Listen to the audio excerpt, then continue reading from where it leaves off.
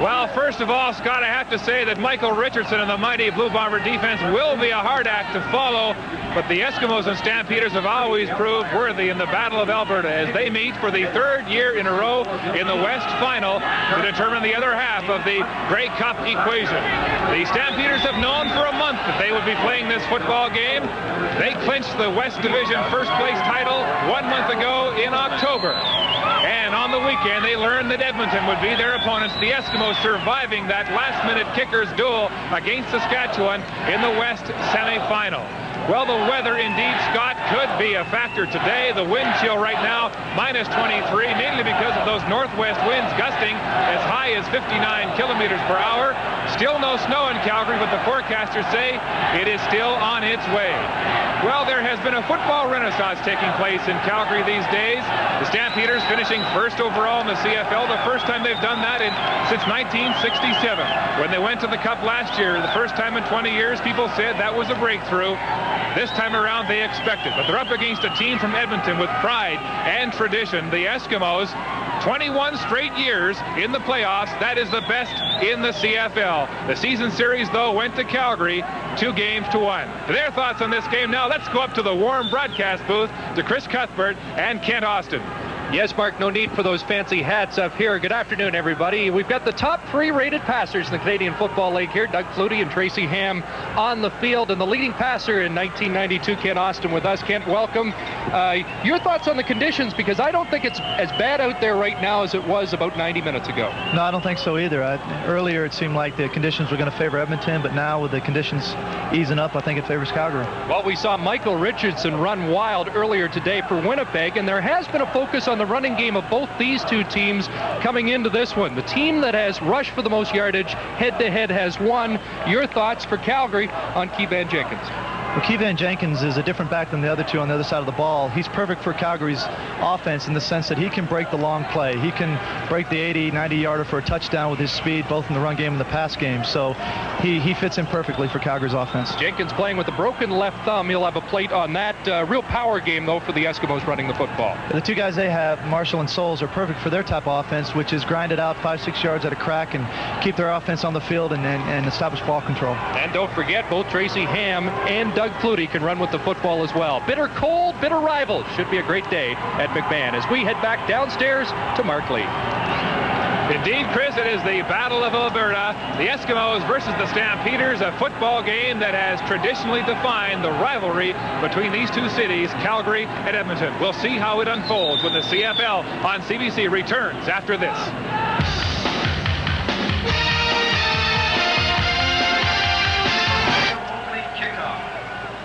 It will be a true Canadian Football League test this afternoon, a battle against the elements between two great rivals for a chance to play indoors against the Blue Bombers next Sunday afternoon. Ron Lancaster's team are the underdogs here, but he was reminiscing about 1970 when his Saskatchewan Roughriders were 14-2 and yet lost to Calgary in tough weather conditions in the Western Final. And Wally Buono's Stampeders trying to repeat as West champions for the first time since Calgary did it in 1970 and 71. And both coaches were very calm and relaxed before the game. These two teams have been through this now for 3 consecutive years. Yeah, they got a lot of experience in the Western Final, and I think that both coaches come from, well, of course, Lancaster comes from experience not only playing but also coaching, and expect a good game today. Now the Saskatchewan, or the, check that, Calgary Stampeders. I wish it was Saskatchewan. I know you. Calgary Stampeders won the toss but have deferred to the second half. So Mark McLaughlin has it on the tee. He'll be kicking off to Gizmo Williams. We're underway with the Western Final, and it goes to the up man, Chris Johnstone. Johnstone across the 40 to the 42-yard line. So the Eskimos will start with the football there after the 13-yard return. They have the ball and the wind to open this game. Tracy Ham was never better, Kent, than on Labor Day here in Calgary. Yeah, he ran a perfect offense for the type of defense that Calgary will present to him. I think he needs to do the same today. Ham, though, has different memories of October the 24th when he suffered a separated shoulder after a hit from Alondra Johnson. First down, Eskimos. And Ham will pass in the flat has Sandusky, and he's tripped up there by Carl Anthony. Jim Sandusky at the 50-yard line has a pickup of 7. And here's the Eskimos backfield. Of course, Souls and Marshall. Henry Williams is the deep threat. And the slots are Casey Dunn and Craig Ellis. And up front, a very good veteran offensive line, Pierre Bercheval. Ken, probably the best run blocker they have. Absolutely. He's a great offensive lineman. He's done a good job for him in the run game this year. Second down 3. Good situation for the Eskimos. More on that later. It's Blake Marshall trying to drive for the first down. He'll be close. Met by Marvin Pope, the new middle linebacker of the Stampeders. Put into the lineup in October, I think, with the Eskimos in mind, as he is the guy that's really helped them on run defense. Absolutely. That's a decision that they made to play Pope inside. As you can see, they've got Daryl Hall playing at halfback, which is his natural position. I think he's the best halfback in the CFL when he plays there. As you can see, Marshall comes up short. 3rd and a foot. And Ron Lancaster sends in his elephant team to go after it on the 3rd down gamble. Probably the best short yardage offense in the CFL right here.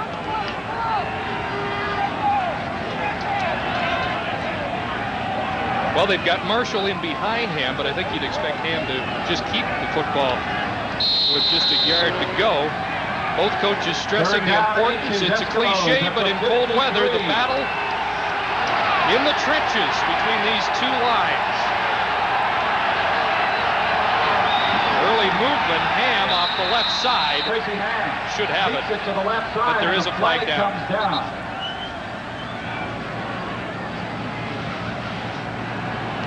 Referee is Ken Lazarick, and we saw Tracy with the stutter cadence last week against your team, Ken. What Tracy does so well is he bobs his head, and we used to complain to the offside, Calgary number 81, first down Edmonton. It's Will Johnson. We used to complain to the referee about him bobbing his head and drawing the defense off sides, but he does such an effective job at it. You watch him today, he'll draw the defense off sides quite a bit. So the Eskimos with the first down have the football in Calgary territory at the Stampeder 52-yard line.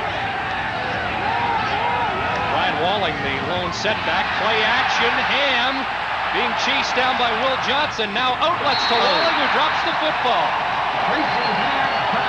Walling, who beat the Calgary Stampeders in the West Final a couple of years back with a big play. Here's the defensive alignment for the Stampeders and a veteran front 4. Excellent front 4. They'll put a lot of pressure on Tracy today. Pope in the middle now. They call him Big Daddy, and he'll fill the hole along with the all-star outside linebackers and a veteran defensive secondary. There you see Daryl Hall again, like I said, lining up at halfback. I believe he's the best halfback in the CFL. 2nd and 10 for the Eskimos. Ellis goes in motion. 3 receivers to the left side. They fake it to Walling. Ham with time, throwing for Sandusky. Incomplete. Daryl Hall was there, covering on Sandusky. There's an example of Daryl Hall's ability at halfback. 3rd and 10 Eskimos. Boy, Johnson got mugged as he tried to get to Tracy Ham, and Sandusky couldn't pull it in.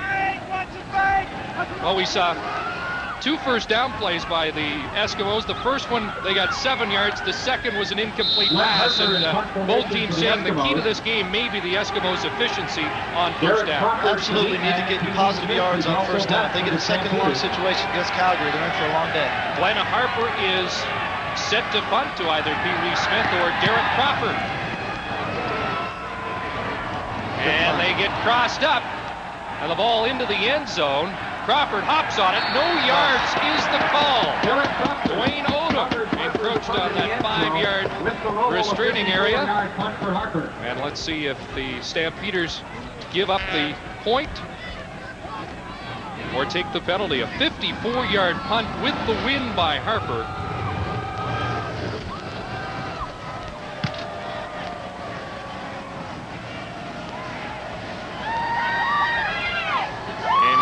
Lazarick will explain the options to the Stampeders.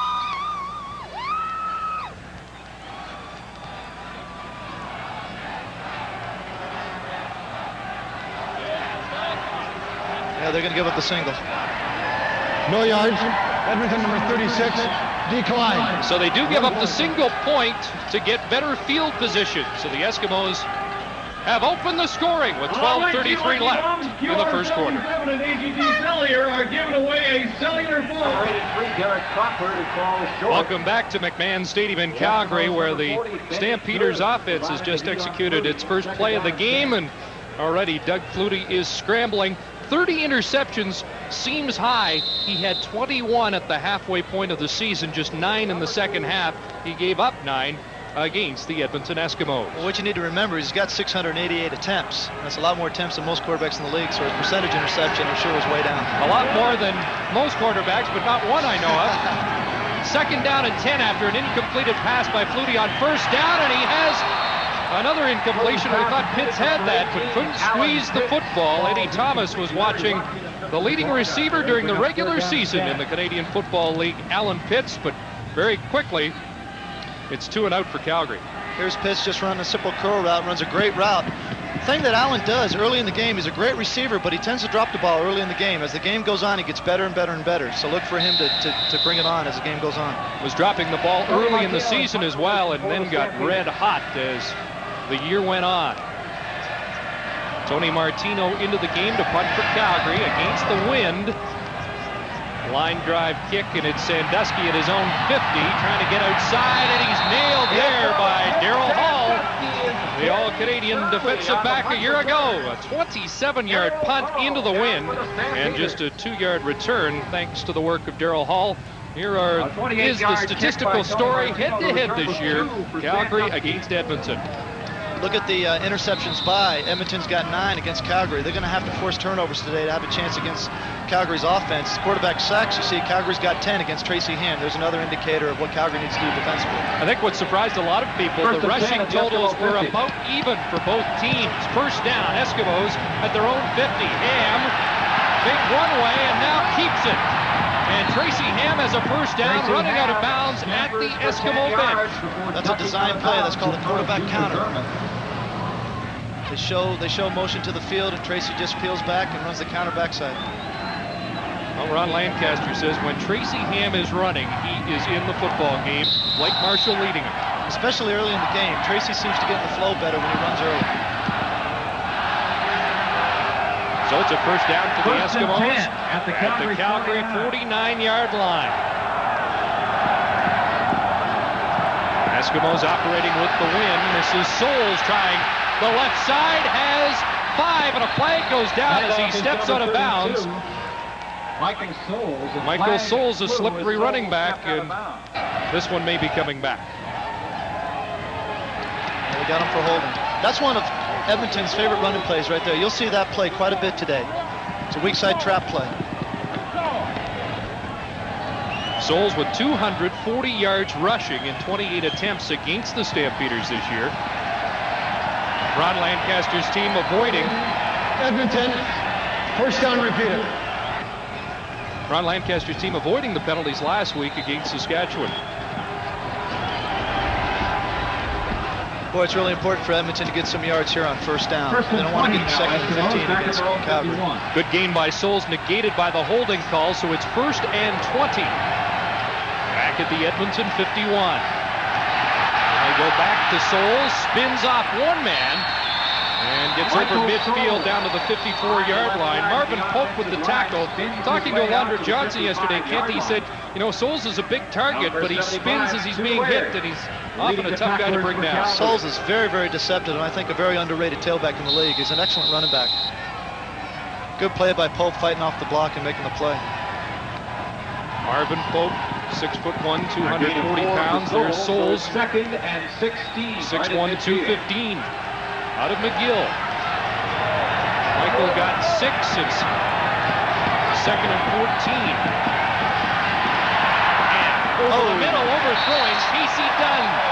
The slot back was the intended receiver. Well, they had a shot there, but it was just a little overthrown by Tracy. I wonder if the wind carried that ball. I know Doug Flutie yesterday was saying sometimes it's just as tough to throw with the wind as it is against the wind. Actually, sometimes it's harder depending on how hard the wind's blowing. Your ball tends to sail on you with the wind at your back. When you're throwing into the wind, you can throw it hard, the ball still stays down. Well, Glenn Harper kicked a 54-yard single on his first try of the game. And they're kicking from midfield again with Smith and Crawford deep. Flag going down. Early movement by the Stampeders. And it's picked up by Crawford. Another flag down, and Crawford's got some room to go. Flag's on the field. Derek Crawford will go. But this one should be coming back. 5 times this year, Derek Crawford has gotten into the end zone, and it's been brought back by penalties. And Kent, I think this is number 6. Well, that shows you Calgary's offensive special teams right there. Everybody talks about the Gizmo and his return game, but Calgary's got an excellent return game in special teams.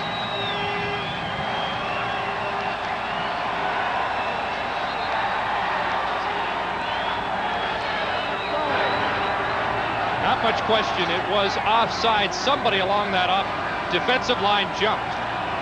We believe it was the safety, Greg Knox.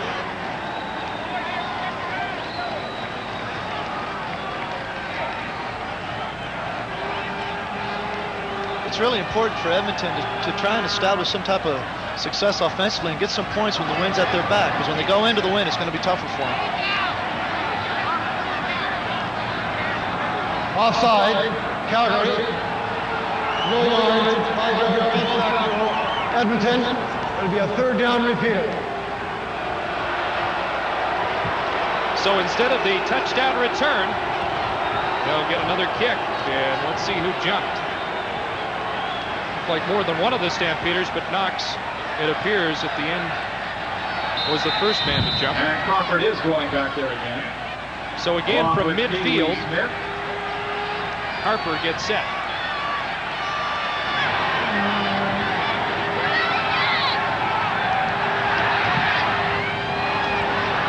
Better kick by Harper, and he kicks it out of bounds inside the 10. No return this time. Good job by Glenn Harper, and Calgary will start deep in their own zone. Glenn Harper. A look at Doug Flutie, the outstanding player in the West in 1992. He set 11 different Stampeder passing records this year, looking for his first CFL playoff victory. Just another great year by Doug. It's almost 6,000 yards passing, another 700 rushing. He's just an outstanding player. 8:50 to go, first quarter here at McMahon Stadium. Stampeders with the ball for the second time in the game, and they're operating into the wind here in the first quarter. Here's Jenkins off the left side, and Evan has a couple. I mentioned playing with a broken left thumb. He does have a Brought down by number 29, Enos Jackson. support on that thumb. Jenkins and McVeigh in the backfield. There are 3 1,000-yard pass receivers, Bland, Pitts, and Dave Sapunjas, and Derek Crawford's a deep threat for them as well. And this offensive line gave up just 34 sacks this year, second only to the guys who did a great job of protecting Kent Austin in Saskatchewan. Second down and 7. Here you see a change. Calgary brings in their extra receiver. Edmonton brings in their extra DB, the defensive. Second down, 7 or 8, and Flutie will take off, and he turns it upfield. Look at this. Now he pitches it out to Derek Crawford's got great speed to midfield.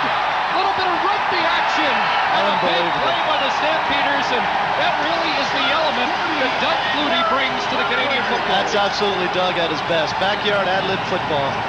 It's just a great play by Doug. I think the Eskimos thought he was running out of bounds, content with a first down. Well, you see Blue right there losing contain. You can't lose contain on the outside for Doug. Cuts back across the grain, and he finds his receiver and says, I'm tired, I'll pitch it back to you, let you go for a while. Great play by Doug.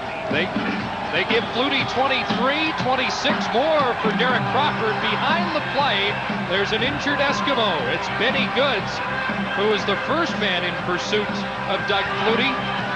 I'll tell you what, Flutie cut it inside and had Willie Plus, the top defensive player in the West, going the wrong way.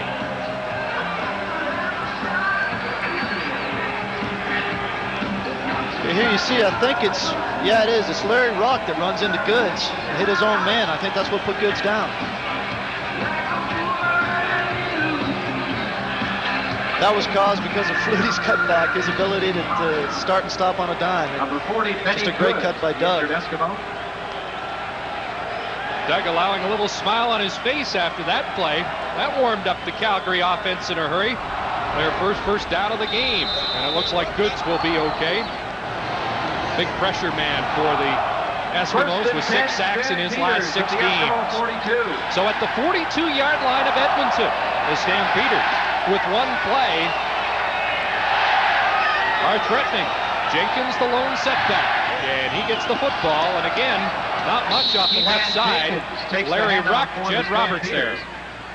Let's take a look at that Eskimo defensive lineup. Benny Goods out right now. He's replaced by Jed Roberts. Great linebacking core. Odom Ruck, plus in blue, and Odom often comes out for the extra defensive back.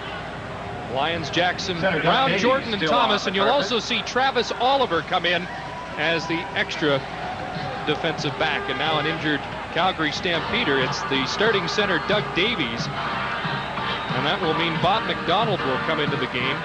McDonald was the starting center at the start of the season. Davies, a veteran who held the position a year ago, won the job back in October.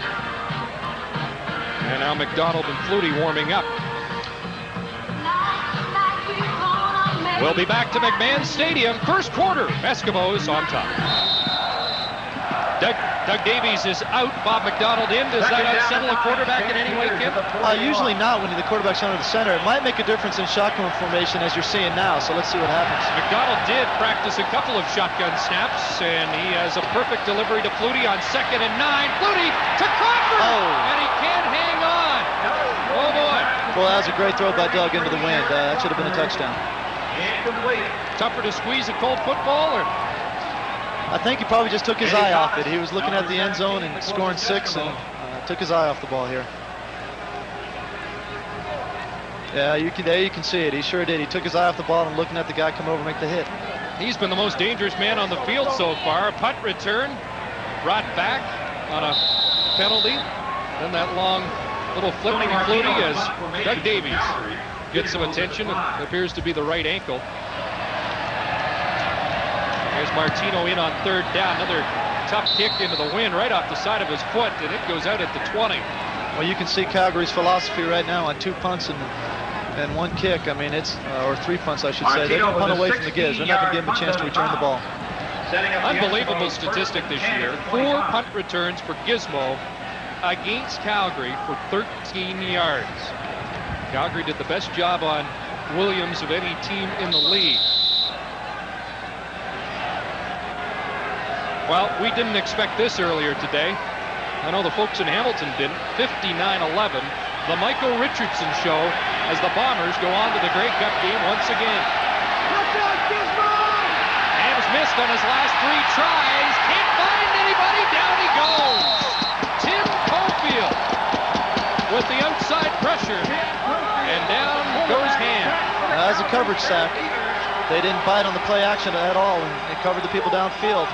Gave the defensive front a chance to get after him.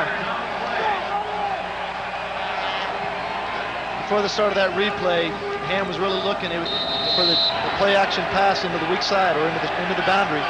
Didn't have a chance to get the ball off. He was the top defensive player in last year's Western Final with 2 sacks and 6 pressures. 2nd and long, Ham over the middle. Gizmo can't hang on. Alondra Johnson was in the neighborhood, and Gizmo may have snuck a peek at Johnson. There is a flag on the play. Procedure against the Eskimos, and the Stampeders will decline this. Legal procedure. Edmonton number 33 declined. 3rd down. Well, up until this last exchange here, Edmonton was winning the battle of field position. Now they're giving it up with the win at their backs. This is not a good sign. We're going on 5 minutes to go in the first quarter, and they've only scored 1 point. That was a point that really the Stampeders conceded. They had an opportunity to take the ball and take a penalty, but instead gave up the 1 point for field position. It has turned out to be a great decision by Wally Bonham. Crawford to Smith again deep. Great punt. And it will be Pee Wee at his own 40. Trying to follow the block of Junior Thurman, Pee-wee fumbles Smith the on the return football, for the and Crawford Stampeders. alertly gets on it for the Stampeders. Check that, that's Ken Watson, 33, Brought down by number 83, after Chris a Gottsville. 51-yard Return is Harper about punt. 7. There is a flag on the field. Okay, we're going back 10 from here. Well, that'll help.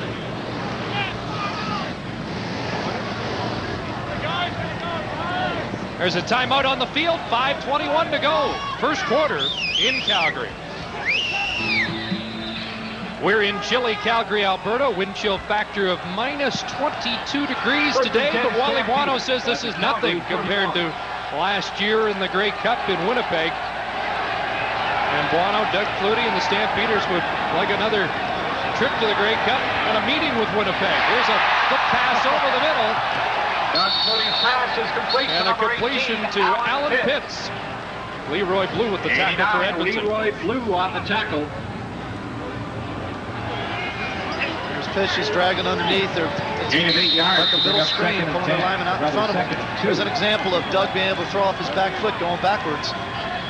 Athletic ability that Doug has to throw under all conditions and in all positions. There's a gain of 8, close to 9 yards. Second and short for Calgary. Alan Pitts, the first CFL receiver ever to have 100 catches or more in 2 consecutive seasons. Pitch to Jenkins, trying to get outside. And Larry Ruck forces him out short of the first down. Number 47. Larry Ruck's had a great year this year. I think with him and Pless, they've got the best 1-2 punch in the linebacking core in the CFL. You know, I was surprised, Ken. Larry Ruck is the only member of the Eskimo defense with a Grey Cup ring. You think about the Eskimos and their tradition of winning. He's the only guy back there. Just 8 of these Eskimos have been Grey Cup winners. That is surprising. He's really done a great job moving back from weak side linebacker into the middle, taking the place of Danny Bass inside. He's had a good year for Edmonton.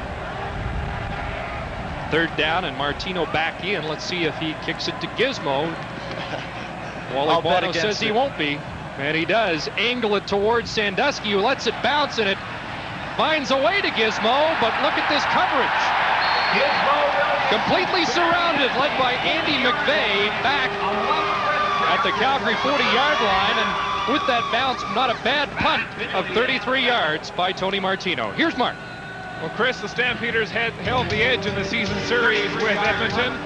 On August 28th, a rainy night, Doug Flutie passed 7 yards to Pee-wee Smith. The Stamps win their first win at Commonwealth in 12 years. Then, Labor Day, Tracy Ham scored his second touchdown.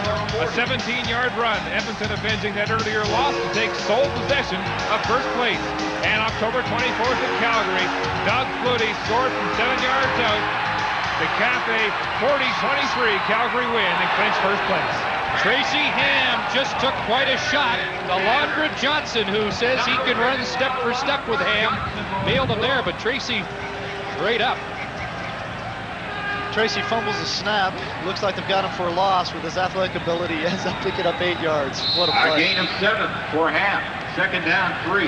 Well, he may be injury-free for the first time since Labor Day, and when Tracy's got his legs back, he's dangerous. Took a hit there. It's second down and 2. Give to big Blake Marshall, and he thunders off the left side for a first down. Marvin Pope came up to make the tackle. There's that weak side trap again. They're going to run that play quite a bit today. Pope on the tackle. Blake was delighted with news of the incoming blizzard when I talked to him earlier today. He wanted the snow last week against you guys at Commonwealth Stadium. He was a little upset when conditions were so nice. Well, I don't know what he was complaining about. He got a sloppy field nonetheless. And slippery too. First down, Ham throwing, looking for Sandusky. Oh, he almost made the circus catch. Sandusky, number 7. Boy, that was a nice throw by Tracy. Great battle there between the veteran Sandusky and the cornerback Carl Anthony. Providing tight coverage for Calgary. Second down and 10. Boy, it looked like the ground was what jarred it out of Sandusky's hands. Great effort by Jim Sandusky. Anthony started the first 9 games of the year inside at defensive halfback. They moved him out for the last 9 games onto the corner where he's matched up against Sandusky. It's second and 10. Safety blitz. Here comes Craig Peterson. Will Johnson got him! there's a good example of what I was talking to you about earlier, Chris, and that is on 2nd and 10 or second and long situations, bringing pressure on Tracy Ham. 14 of their 22 interceptions this year on offense were in second down conversion attempts. They're 38% conversion offense in second down situations. Will Johnson, a unanimous pick to the Western All-Star team, shows you why. 10 sacks during the regular season, and I don't think there's a defensive end in the league that is as fast as Johnson. Third, and a whole lot for the Eskimos. And time running out for Edmonton with the win here in the first quarter, down to 1:40. Derek Crawford from his 25, changed direction. Oh, good cut. Turns it up. Look at him accelerate. One man to beat, it's Harper. And Crawford steps out at the 30. Well, the punter saved the day that time, but Derek Crawford, not Gizmo Williams, has been the most dangerous man on the field so far this afternoon. 48-yard punt, but a 54-yard Derek Crawford return. Watch the cut that Crawford makes to get past the initial line here. Right there. Great cut by Crawford to get outside. Glenn Harper has to make the play to save a touchdown. Calgary's got the best defensive and offensive special teams in the CFL, in my opinion. You know, Gizmo and Derek Crawford were teammates in the USFL with Memphis, and they were so good they named a team after them. They were the Memphis Showboats. And those two guys can really put on a show. So far, it's been advantage Crawford. 30-yard line. Flutie rolling to his right, pulls it down, loses it. That's a pass now. That's not a fumble. Well, let's see how the officials call it. Lloyd Lewis is on the ball. The Eskimos. That was a forward pass. Turnover. We're going to have another look. I think if you watch on the replay here, Doug tries to, even though he throws it underarm, if he throws it forward, it's a pass. That's what he's complaining about. Doug's absolutely got a beef here.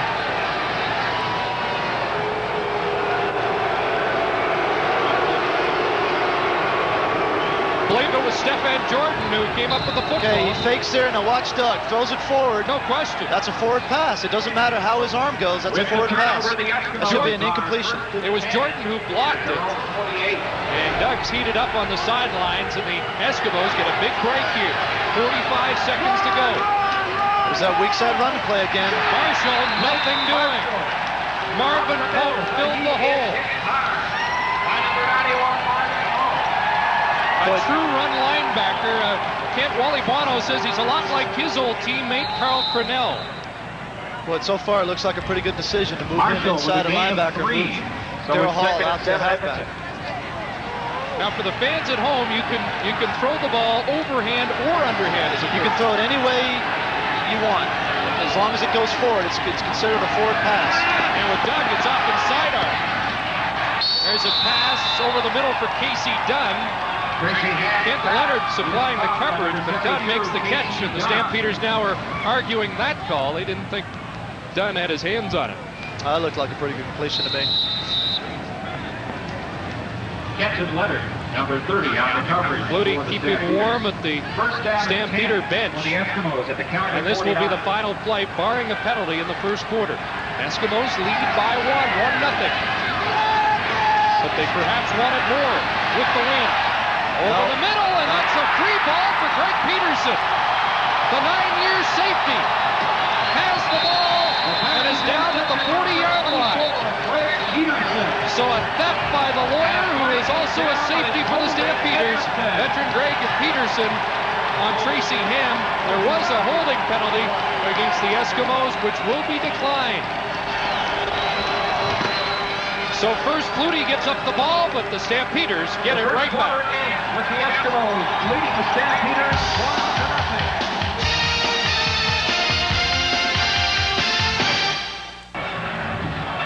1-0. Eskimos had the football and the wind in the first quarter and came up with just a 1-point lead. Yeah, it'll bring me to a point after this play. Let's watch this play. Stampeders now enjoying the wind advantage, and it's Flutie in the flat to Pee Wee Smith. And Smith across the 45 to the 47. Let's join Mark. Well, Chris, Doug Davies is still on the sidelines and not in the game for the Stampeders. He suffered a sprained right ankle in the first quarter, the same ankle he broke a couple of years ago and had to have surgery on. They retaped it, but he's been wincing in pain and he's staying out of the game. Bob McDonald is replacing him right now. Remember, Davies is a crucial long snapper for the Stampeders. Second down now, 5 yards to go for Calgary. Out of the shotgun is Flutie. Dishes it off. Nice catch there by Jenkins. And he shows you that added dimension is pass receiving out of the backfield for a first down. Let's check the numbers in the first 15 minutes here, and not much offense. Just great defense so far by both teams. But I think on that last play, you see an example of a tailback that can come out of the backfield in a wide open offense like Calgary runs. It can be utilized as a receiver. It's a great threat. And again, even with the plate on the left thumb of Jenkins to protect the broken thumb, he's able to hold on to the football. First down, Stampeders. Fake to Jenkins, and here's Flutie getting outside, gets a block, and he has a first down out of bounds at the 33-yard line.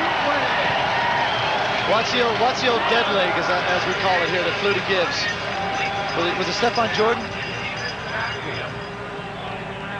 Flag is down, and the officials conferring, and this is going to bring it back. Seems every time Calgary's had a big play so far, something has negated it. Unnecessary roughness. Calgary number 25. After the first down had been gained. That's Dave Sapunja, so we're going to get a look at what happened after Flutie had the first down. Oh, yeah. You can't throw a blow to the head. It doesn't matter if it's just a graze or not. I mean, you absolutely cannot do that. They're going to throw that flag every time. Sapunjas on Larry Reck that time. So they do have a first down, but the football... He's got 5 receivers to the field. Back at 47. 5 receivers right side. They go to the left and have a completion down at the 20. They absolutely should not have completed that ball, and I'll tell you why. They put 5 receivers to the field. They do not adjust Enos Jackson. Enos Jackson was still into the boundary. They should have had cut cover into the boundary, or 2-on-1, I should say, and they should have never been able to complete this ball. There you see Enos Jackson.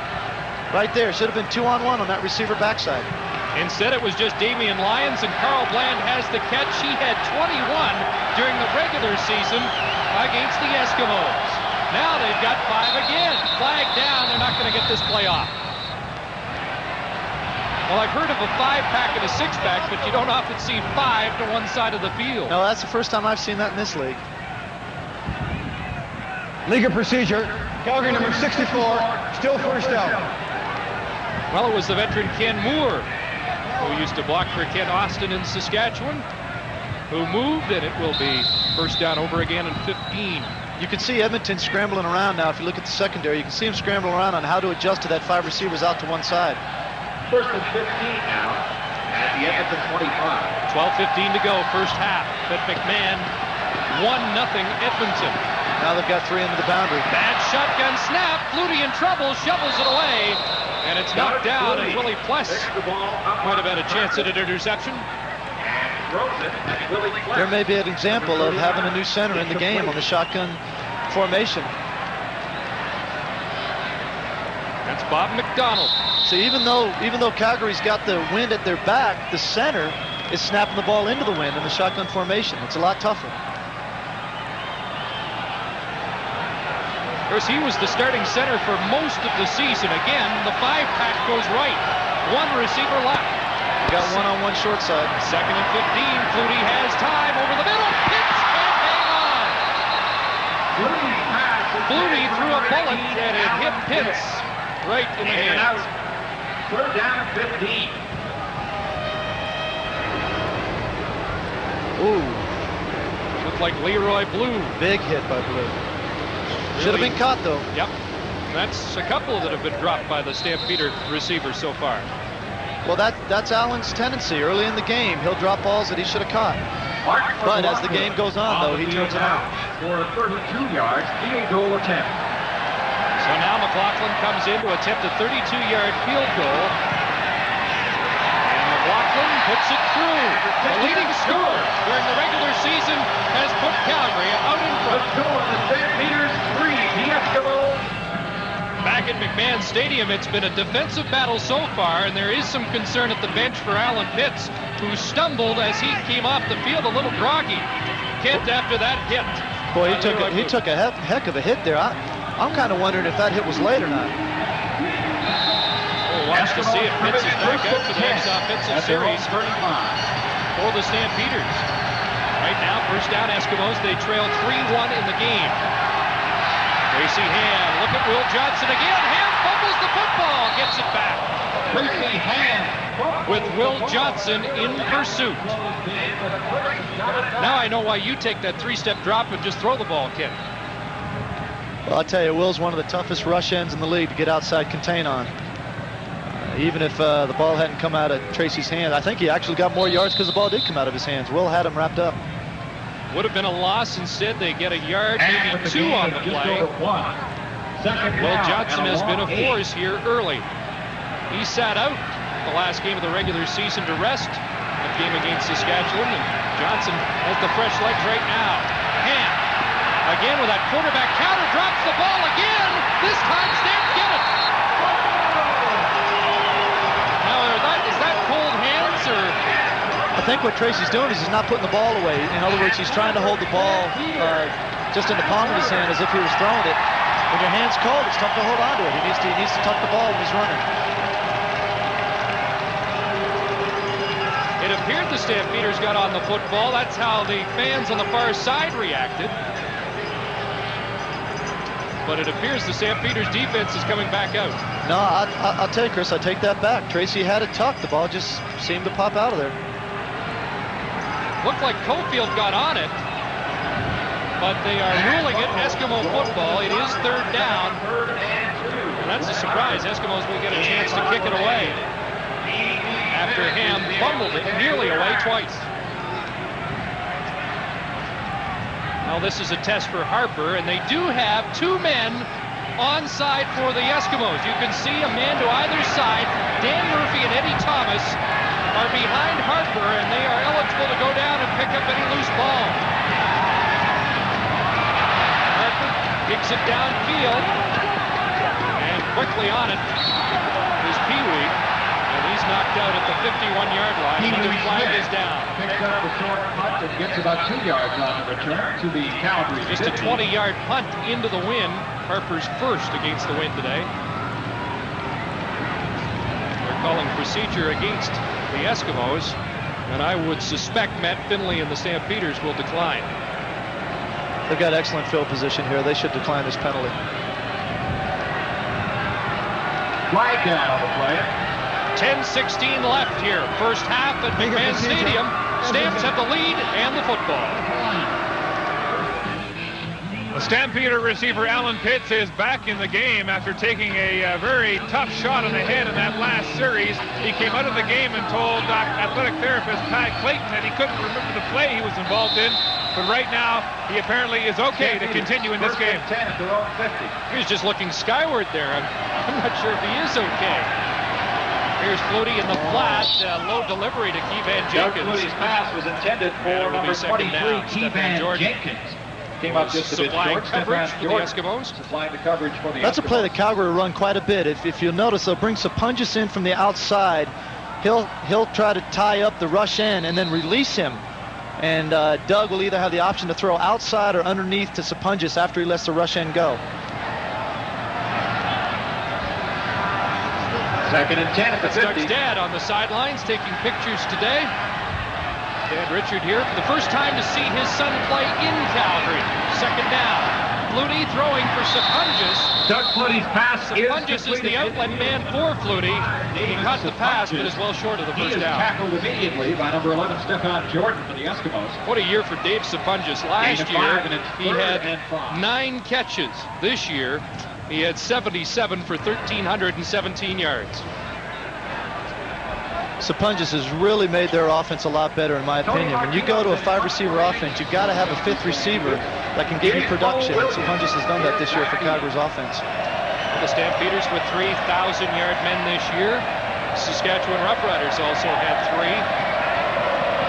It's only happened 8 times in CFL history. Tony Martino in on 3rd down. And Gizmo Williams backed up into a corner. Great and there's coverage. not much. He fumbled it. Calgary's got it. Doug Davies is down. The long snapper with the bad ankle has the football. He's hobbling off, but he didn't waste any time getting downfield. Boy, that's absolutely what you don't want to happen in a playoff game. That's turn the ball over, especially on special teams. Look at that, 4-5 had a shot, and then there's Davies picking up the loose football. So the first big break going Calgary's way here. He was close to being down. Marvin Pope forced the fumble. First down, Stampeders at the Eskimo 10. And Davies back in to snap the football too. First down from the 10. Flutie will keep. And he'll score!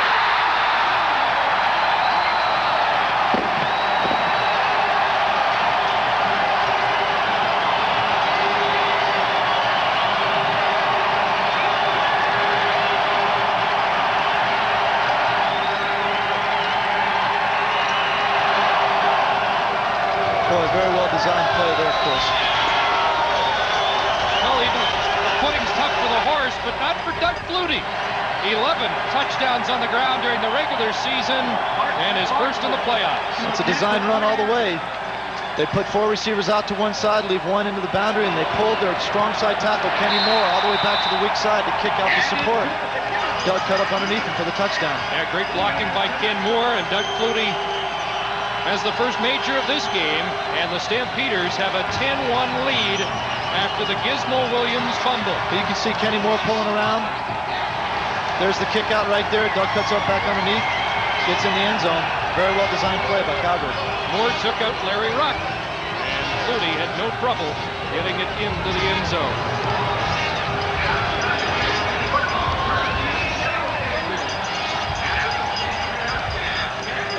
Everybody talks about Flutie's great passing numbers, but he was an effective rusher at times this year and has been in this game.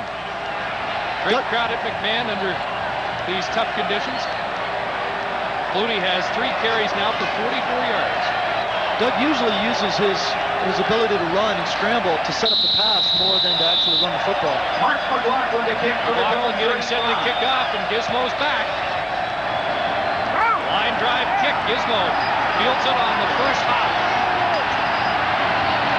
And Gizmo will be pumped up to atone for that mistake. He's out of bounds at the 37.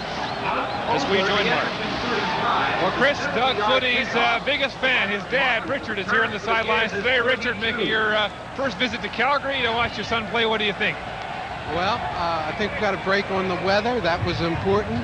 And I think that after they all get all their nervousness out, it's going to be even a higher scoring second half if the weather. Now, you are a professional photographer. I see you've got your camera here. Is this for pleasure or business? This is both. This is both. We plan to do a poster back in Natick, Massachusetts.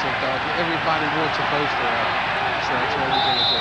Okay, Richard, good talking with you. Enjoy the game. Thank you. Chris? Well, Michael Souls running for a first down on that game. Natick, Massachusetts, the home of the Fluties, also the birthplace, and one of the great ironies, I think, of Kent Austin. Yeah, I was born in Natick, and I only stayed there for about a year or two in my first 2 years of my life. But we're from the same hometown. You don't have a street named after you, though. No, absolutely not. Not yet, anyway. 8:02 to go here in the first half. Eskimos have the ball. Actually, Stoles stopped up just shy of the first down. He got 9. And at the 46-yard line, second and less than a yard. They go to Marshall. Stopped up. Look at that defense. First man was Harold Hasselbeck. And you don't see that happen very often. Blake Marshall stopped short on 2nd and 1. Well, it was really important for Edmonton to come back and answer that score by Calgary. Now you feel the momentum shifting now to Calgary's favor. And with the win at their back and Doug starting to get on his game, Edmonton really needs to put the ball in the end zone.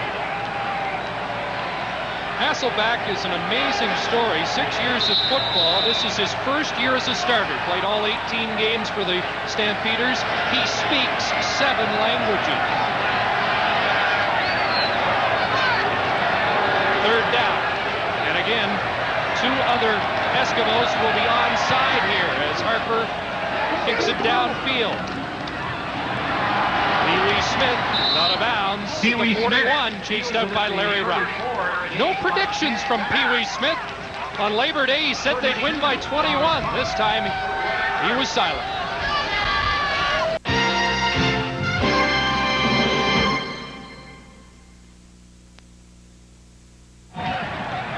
Well, a week from now will be a lot warmer at Skydome, Toronto for the 1992 Grey Cup game. The Winnipeg Blue Bombers awaiting the winner of this Western Final. Right now, the Stamps leading 10-1. Jenkins on the counter play up to the 46-yard line. Stephen Jordan moving up from his defensive back position to make the tackle. Gaining 5 yards. There's another former Saskatchewan Rough Rider quarterback, John Hufnagel, who is the offensive coordinator. John will also call Calgary's offensive plays. Doug has this place called for him. John certainly knows the league and has had a lot of success up here, and he runs the show. Jenkins close to 5 yards on the 2nd and 5. Last play, so it's 2nd and 5. Sapunjas in motion. They fake this time to Jenkins. Looney out in the flat. Sapunjas drops the ball. And we've seen a number of drop passes in this first half. Well, I'll tell you, if it wasn't for the drop balls in this first half, the score could be uglier than it is right now. Now, do the quarterbacks talk to the receivers after a drop like that? No, absolutely not. Not the way these receivers play.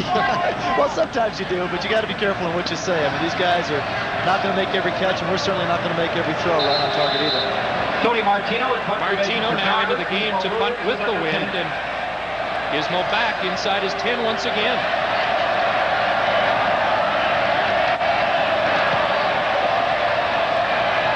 Good kick with the wind. He gets a bounce right along the sidelines, and that added an extra 10 yards.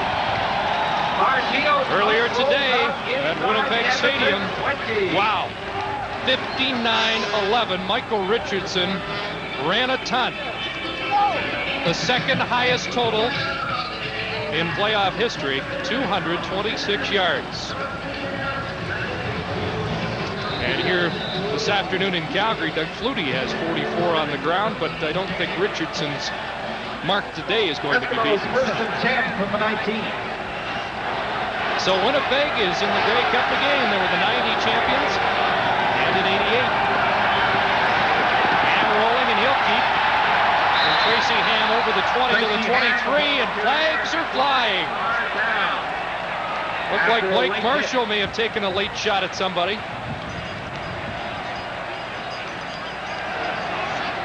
And there could be flags going either way.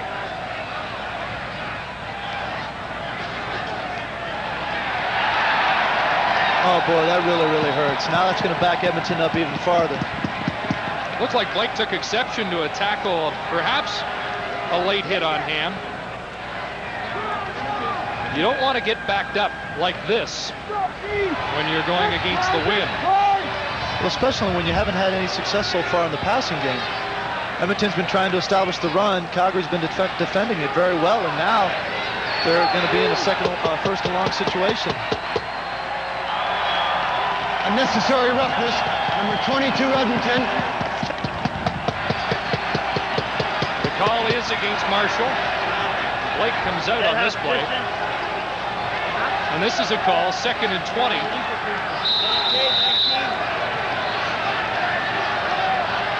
And there's the hit by Marshall. It was on Sreko Zizakovic.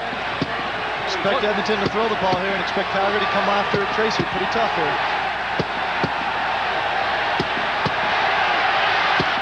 Ham rolls right. Couldn't find anybody. Buys some time. Now delivers. Sandusky's open. Up at the 35-yard line. No, he didn't hold on. Sandusky thought he had a catch and a first down, but apparently dropped it. That would have been a big play for the Eskimos. Well, that's Tracy at his best right there. Had nothing when he rolled into the boundary, turned back and found a receiver to the field. It's too bad they didn't complete it. Instead, Glenn Harper will have to punt out of his end zone.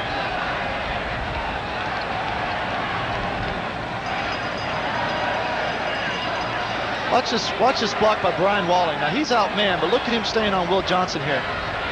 Eskimo punter Glenn Harper is gets right back in his face, gives Tracy a chance to throw the ball. That's just a great job by Brian Walling. Very nice job by Walling. 5'8", 185 on Big Will Johnson, and well, it did bounce into the hands of Sandusky. So third down, and Harper's going to give up the 2 points. Or is he? Yes, he will. For a second there, faked as if he was going to throw the football, but a designed safety all the way. They give up 2, and it's now 12-1 for the Stampeders. Well, earlier we saw Wally Buono concede the single point and decline a no yards penalty for field position, and strictly that was a case of the Eskimos trying to buy some real estate as well. Oh, absolutely. They've been losing the battle of field position the whole day, and one thing they didn't want to do was get another 20-yard punt into the wind and give Doug a chance in scoring territory right off the bat. 5 minutes, 1 second to go, first half in Calgary, where a heavy snow warning was canceled about 2 hours ago. We still expect some snow. High wind chill, high winds, but not as high as they were a couple of hours ago. And all in all, this weather has been a bit of a break for both teams for what we expected earlier this morning. Absolutely, it's been a break, but I'll tell you, the way that Calgary's defensive scheme is matched up so far today, I'm not so sure that it would have made that much of a difference. Edmonton has been totally ineffective in this ballgame so far offensively. Stampeders were the highest scoring team in the league this year and also allowed the fewest number of points. And when you talk about Flutie, the great receivers, you sometimes overlook what the Stampeders did defensively. Will kick off from his own 35. So the kickoff will come from the 35. Sean Fleming kicking deep to Derek Crawford, who's been a handful for the Eskimos so far this afternoon. This kick comes back. Eskimos have it. Oh, the Stampeders let the ball bounce, and that's a mistake. And Edmonton gets a break they badly needed. It appears that Jed Roberts came up with the football. Well, Chris, I think there was an absolute mix-up on who was going to field that ball. There's miscommunication out there on the field. Calgary 49. That might have been the wind playing tricks on Crawford, who thought the ball would get to him, but then it just hit the turf and bounced backwards. Yeah, that's exactly what happened. It took a great bounce for Edmonton, bounced right back to him. Now let's see what the Eskimos do with it. First down at the Calgary 49. Souls up the middle. Down to the 42. He has close to 7. Marvin Pope. Tackled by Big number Daddy 93, makes the tackle. Kent Warnock. Edmonton still determined to run the ball on first down and try to get positive yards running the ball.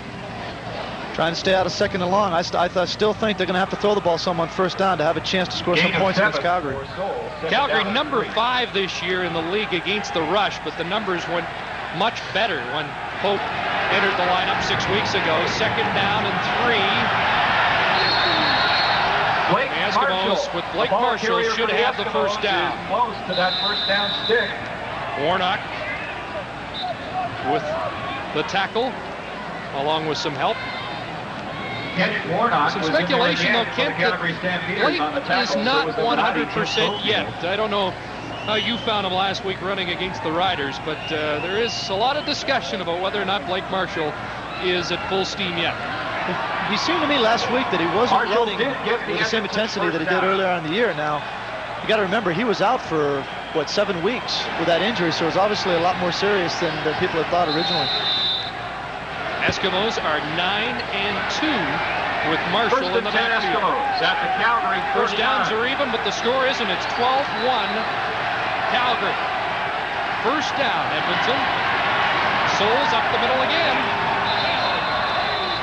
Ron Lancaster told us last week when they faced Saskatchewan that even if the running game was not successful early, they wanted to stick to that game plan, not to get away from it. And we're seeing here against the wind that they've got to establish something on the ground. On the bottom of the pile. Well, more importantly than that, Chris, they've got to establish positive yards on first down, and they've done that the last 2 times on first down. They've picked up 8 yards a crack each time.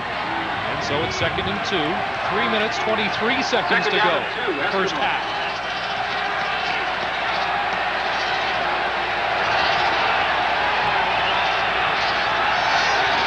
Michael Souls, left side, knocked back. Second effort gets him to the 30, but I think he stopped short. Check that, it's Blake Marshall. And did he get close to first down yardage with the second effort? Stampeders have done a good job today of stuffing those holes on 2nd and short. Injured Eskimo is down. And we will take a break here. 2:51 left in the first half, and it's 12-1 Calgary. Ron Lancaster calls Rod Conniff the best center in the Canadian Football League, and he is out for at least a play, but it's thumbs up at the bench. Apparently Rod's okay for at least a few plays. Blake Dermott will now center. He moves from tackle, and Mike Dumares moves in at left tackle for Dermott. First down, Eskimos inside the Calgary 30-yard line. And again, it's Souls up the middle, and he powers down inside the 15. Will Johnson caught him from behind, along with the safety, Greg Peterson. He takes it down. Boy, Edmonton's really starting to do a job up front now. This has been a good drive for them. If they can come out of here with a touchdown and bring the score to 12-8, I think they'll feel good about this first half, getting out of it the way that they did. Running into the teeth of the wind. The Eskimos threatening on the ground with Souls and Marshall.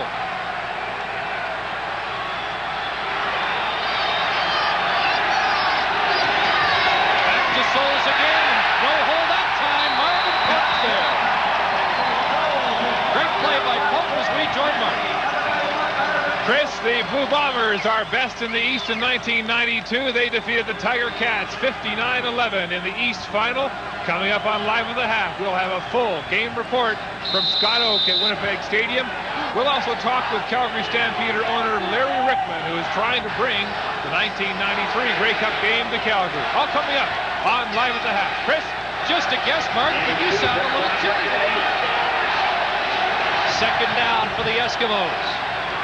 And we'll look into the end zone. Gizmo, touchdown!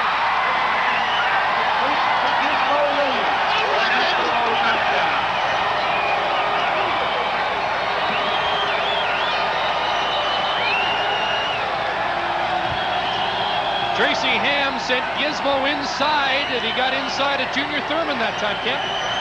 Too much cushion down there on the goal line. Junior Thurman respecting Gizmo's speed too much. He let him get underneath.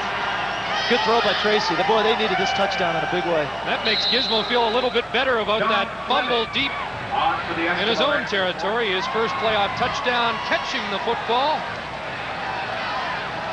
And this one has tightened up dramatically with that impressive march downfield. Fleming adds the single point. 1:48 to go here in the first half at McMahon. And Gizmo's got the Eskimos within 4. Here you see Tracy rolling away from the place that he's throwing. Just throws a quick post route to Gizmo, and Junior Thurman giving too much cushion. That's one of the few second down and long situations that Edmonton's converted today. Remember, all this started with the Eskimos' decision to give up the safety, then the kickoff, which they recovered. And after that, the Eskimos march in, capping the drive with the touchdown pass to Gizmo Williams. It was a 7-play drive for Edmonton into the win. If Edmonton can hold him here on defense now, try to get out of this half with a 12-8 score, I think they'll feel really good about the first half going in at halftime. Well, you consider some of the drop passes for Calgary, and this score could have been a lot worse. And Edmonton right in the football game now. Another short kick. This one will be fielded by Crawford at the 53-yard line. Jed Roberts, first man down again for Edmonton. Well, I don't know if I like that decision. With a minute and 46 seconds to go in the half, more times than not, you're gonna be able to field that ball. Now you give Doug Flutie and his offense midfield position here. 1 or 2 first downs, they're in field goal range automatically. As you can see, the Edmonton Eskimos defense has done a good job of containing Flutie's passing numbers, but Doug has also been dangerous on the ground. Goes down Eskimos near midfield. Out of the shotgun. Moving lots of time downfield through the hands of Alan Pitts. He was being watched by Enos Jackson.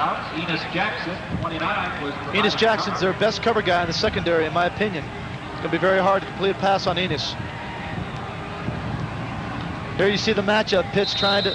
Great coverage by Enos. Pitts gave him an inside shake, and Jackson didn't go for it. Second down and 10. Against Edmonton this year, Pitts predominantly against Jackson at 14 catches.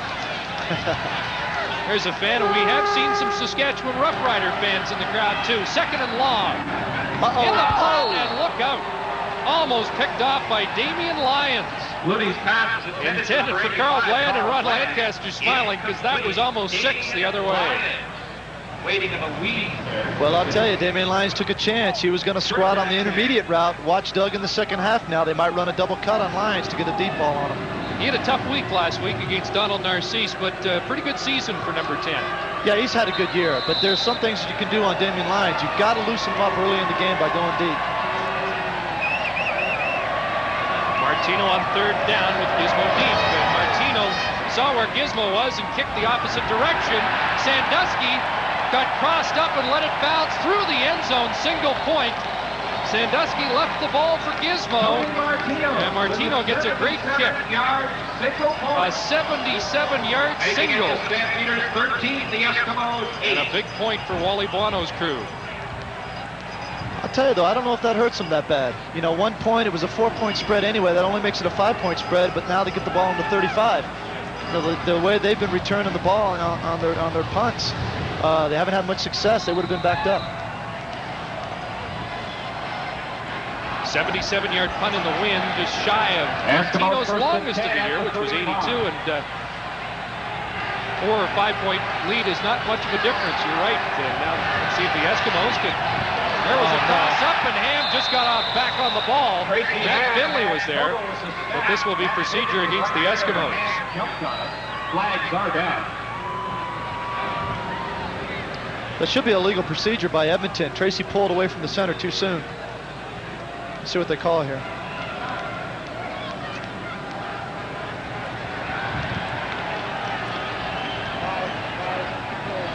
And that might be the case of a new center again.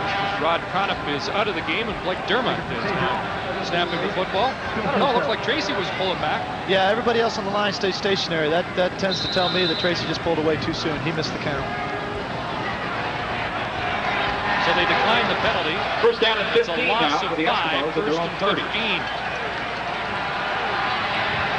Ham hasn't been able to get anything going in the air so far. They'll keep it on the ground, and there's nothing doing. Tracy Ham on the keeper. Marvin Pope moved up again.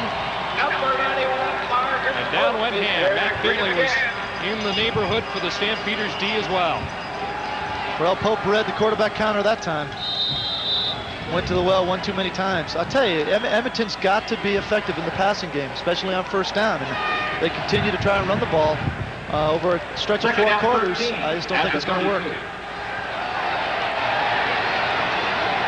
Second down, Ham got 2. Second and 13. Gives it to Walling on the draw, up the middle. He's up to the 40, but Walling will be 5 yards short. Number 34, Walling. He gets a gain of about 8 yards before he's taken down. 57 seconds to go in the first half. The Stampeders stopped the clock, so they'll have some time to play with here after the punt by Glenn Harper. They're going to get good field position here. There's plenty of time to score more points. Wally Buono's team winning its first season series against the Eskimos since 1980.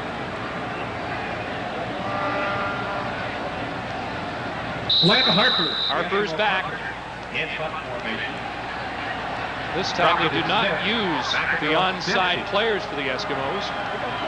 Smith and Crawford are the deep men for Calgary, and they're awaiting it on their own 47. They almost blocked that punt. And it's out of bounds at the Edmonton 54-yard line. So Flutie has 51 seconds to go. in this first half. Lots of time for Doug Flutie. Just a 14-yard punt by Harper. Pressured by Blair Zare. And that forced Harper to rush the punt.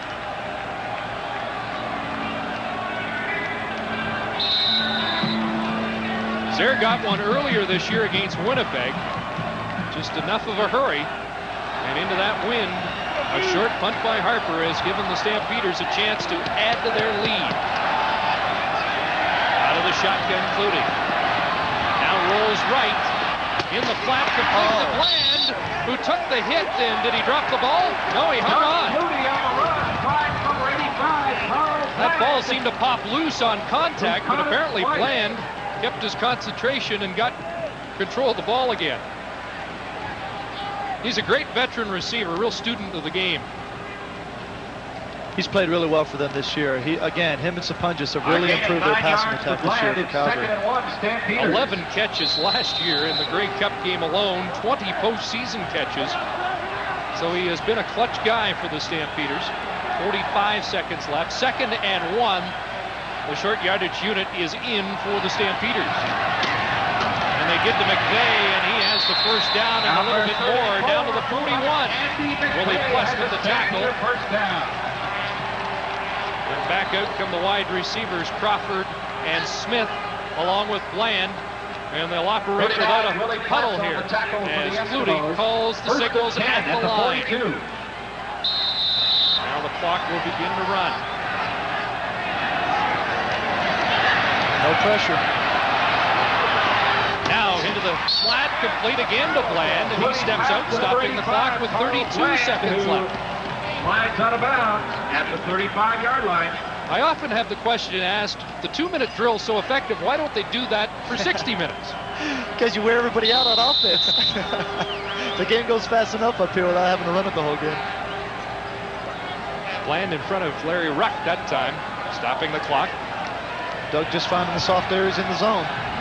It's interesting, that statistic, because the Stampeders opened the scoring in each of the 3 meetings between these two teams, but by the half, the Eskimos had led.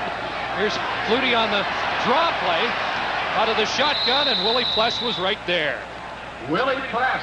Boy, Edmonton will take that. You know, that last pass play was a 7-8 yard gain, and now they got about a 2-yard gain on that one. Or they might not have got any gain. So that runs more time off the clock. If Edmonton can get out of here with just a field goal, it's a big difference than if Calgary scores a major. It's now 3rd down and a yard to go, and you know from Flutie's reaction, he wants to go for it, and the fans here, close to 30,000 like this, they're going for it on 3rd down, but the clock's running too. They get it out the flat to Bland. Great defense. And he may not have it. Travis Oliver moved up and made the play. It's complete to 85, Carl Boy, Bland. Chris, they gave him a pretty good spot here. That's going to be close. It's a close spot. Stamp's offense, though, is walking off the field. That's a play very similar to the one we saw you throw to Jeff Fairholm last week. It, too, did not get the first down. Boy, this will be a huge lift for Edmonton. If they didn't convert this 3rd down, they get out of here without having any points scored on them. 9 seconds to go. If it's a first down, the Stampeders will have time to kick the field goal. If not, it will be just a 5-point lead at the half. And I think both teams are convinced that this is going to be short.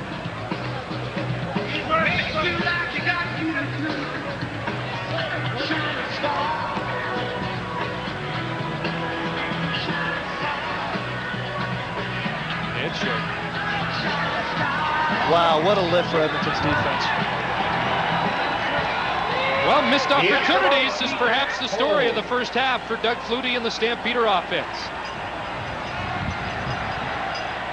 Well, they had a blocker out there. They could have kicked Oliver out, but I guess they got confused on what man, whose man they were going to take. Second week in a row, the Eskimos defense is held on that type of 3rd down gamble. And although it's a 5-point lead, you would think the Eskimos have to be going to the dressing room feeling pretty good about the situation at McMahon after 30 minutes.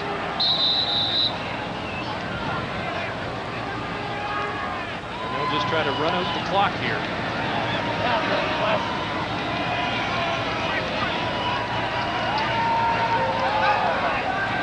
Tracy down, and that will do it for 30 minutes of football with the Calgary Stampeders ahead of the Edmonton Eskimos by 5.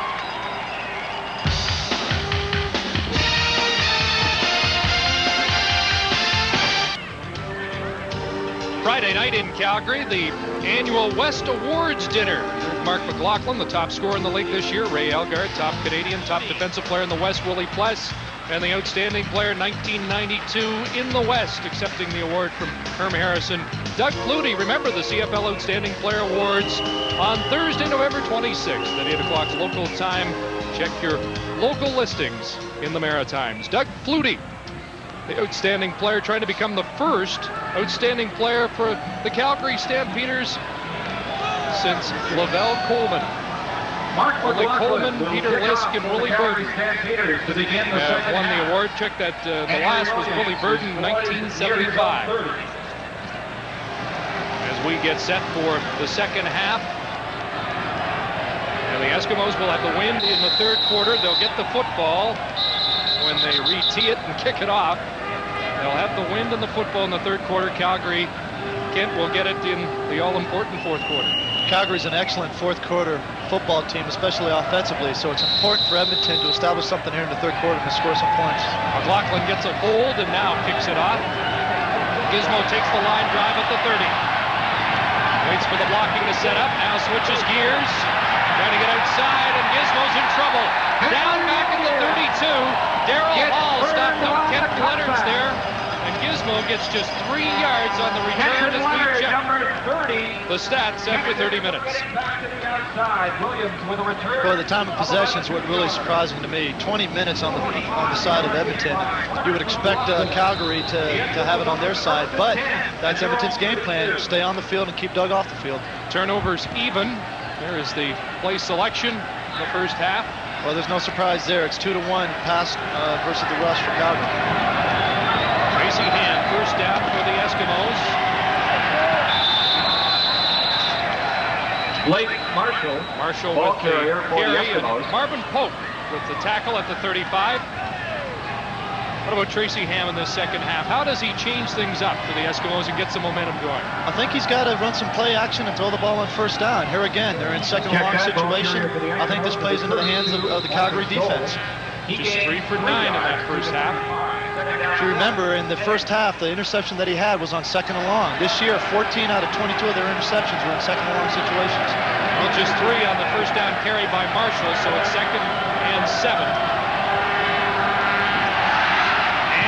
Sandusky, and he is into the open field. Jim Sandusky caught by Alondra Johnson. Jim Sandusky with the reception. Johnson came up with the football. Let's see. Are they going to get it to Calgary or not? 37 yards for Sandusky. And the Eskimos maintain possession. Boy, Tracy really delivered that ball on the money. That was a nice throw.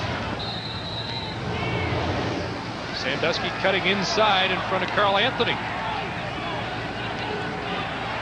This is exactly what Edmonton needed to do. Come on out at the start of the second half and get a drive going. Johnson stripped the ball, but too late. Sandusky was down. First down, Eskimos. Give to Souls, right side. Lots of running room.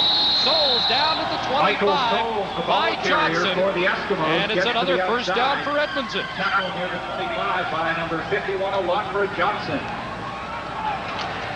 Well, there's how Tracy distributed the ball in the first half. Those numbers a little deceiving since there were only 9 passing attempts. Yeah, usually the percentage to the slots is up a little bit more than 22% for Edmonton's offense.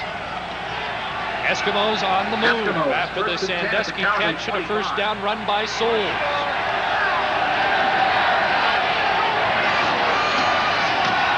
Give Marshall straight up the middle. Powers down to the 15. Cofield finally with the stop. But again, Ham seems to be hurt, and that will be a cause of concern. Tom Mickey is the backup, but Kent, as you said, the key is what they do on first down. Absolutely. They've had good success here at the start of the half. I think Tracy ran into Marshall as he handed the ball off. Close enough to bring the sticks in. The sticks are out to get a measurement and perhaps to buy some time for Ham. Looks like they're a chain link short. And down that deep, that's not too bad, is it? It almost gives the Eskimos a free play here. Well, I think they picked up the first down here. Okay, they do get the first. Eskimos. It's really Right at the important. 15. It's really important for them to be successful on this play in particular. They're in scoring territory now. 3 receivers to the left-hand side. Play action. Ham looking in the end zone, nobody there, and he takes off and is out of bounds around the 10 again, forcing Ham out of touch. A gain of close to 5 yards for the Eskimo quarterback. But that's not bad. I like that call. They've been running on first down quite a bit. They come with the play action. Tracy doesn't see anything downfield, so he takes off, scrambles, gets 5 yards. He was looking into the end zone for Gizmo Williams, who was well covered on the play, and Marvelous Marvin, as he's called here, has been a factor for the Stampeders. Jeez, it seems like he's all over the field today. Second down, long 5, Edmonton. Well, once again, the Eskimos chewing up the time on the clock. Give to Souls, and Souls diving down to the 5. He should have another first down. Again, Pope there on the tackle. He's got it. But Souls extended himself and got the first. Here we see Pope flowing to the ball, fighting off the block and making the tackle again. He is all over the field. He's having a great game. But now, the Stampeder defense must dig in. They gave up just 9 rushing touchdowns during the season. That was tops in the CFL. First and goal from the 5. Ham will keep himself, and he's in. Touchdown, Tracy Ham. Well, I think that was a broken play, Chris, and Tracy, with his athletic ability, just got the touchdown for Edmonton. Great start for them. Start of this half. They really needed this. They got a real boost from their defense late in the first half, and they come out here in the second half. Ham follows Blake Marshall into the end zone on the opening drive.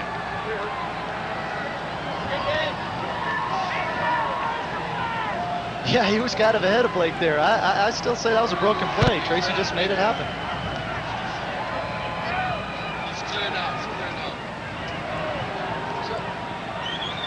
So Fleming comes in to try the extra point. John Fleming to try the extra point for the And Eskimos. put the Eskimos ahead by 2. The hero of a week ago, Sean Fleming.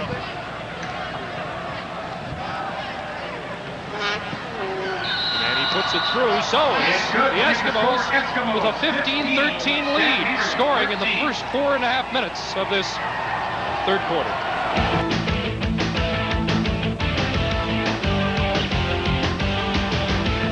On target for the Rocket, and he can fly. Ismail will score.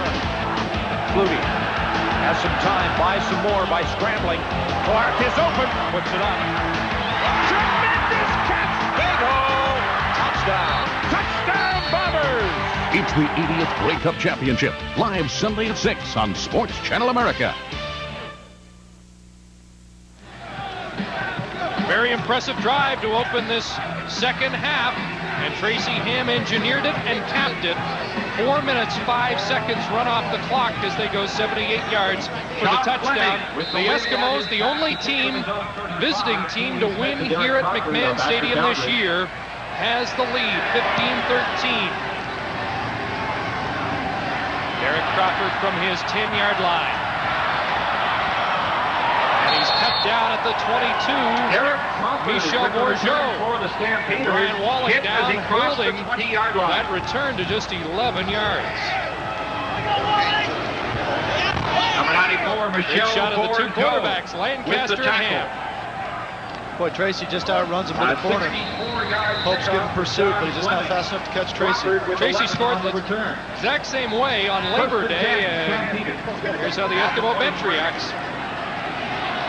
Ron Lancaster knows Ham's at his best when he is doing just that.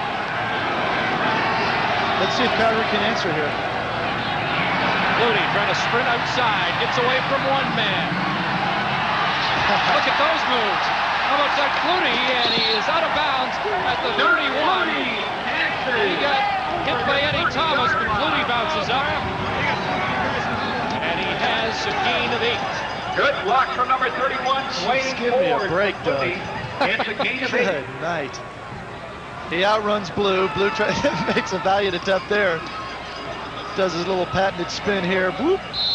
That's on Willie Pless, top defensive player in the West this year. Boy, Doug just making things happen. That was a good play.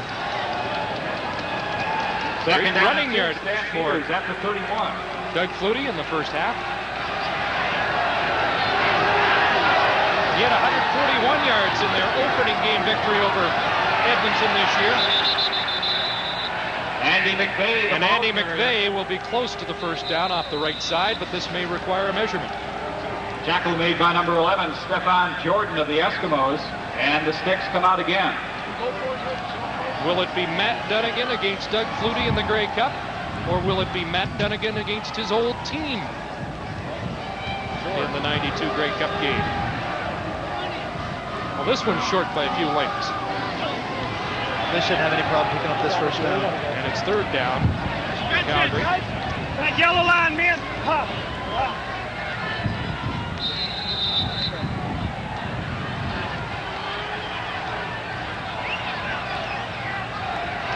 Third down. Bono and Huffnagel conferring at the bench as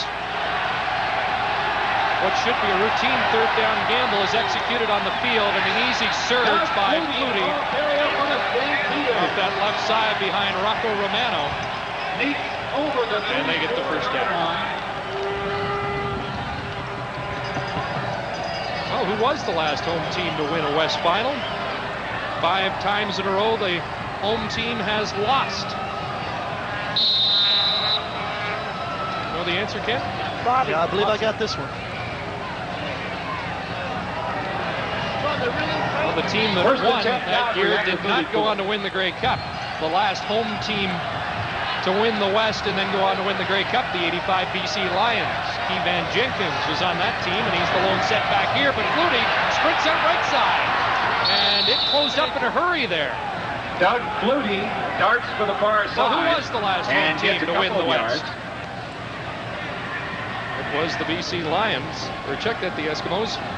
Stefan Jordan, number 11, came up quickly for the And hit. the BC Lions 41-5 at Commonwealth, then going on to lose to the Hamilton Tiger Cats in the Grey Cup game. So it's 2nd and 7. That was excellent support, that last play by Stefan Jordan. He saved Doug from making another big play. Well, just a 3-yard gain for Flutie. And it's 2nd and 7. Under pressure, Flutie got hit, but Pitts has the catch at the 50-yard line, and Doug Flutie was wrapped up after he delivered the football. Benny Goods on Flutie, but Flutie's okay.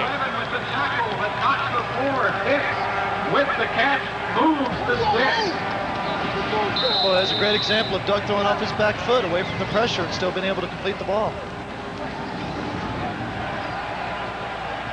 Been compared a lot to Tom Clements for his great vision downfield, even when a guy's in his face, like Benny Goods.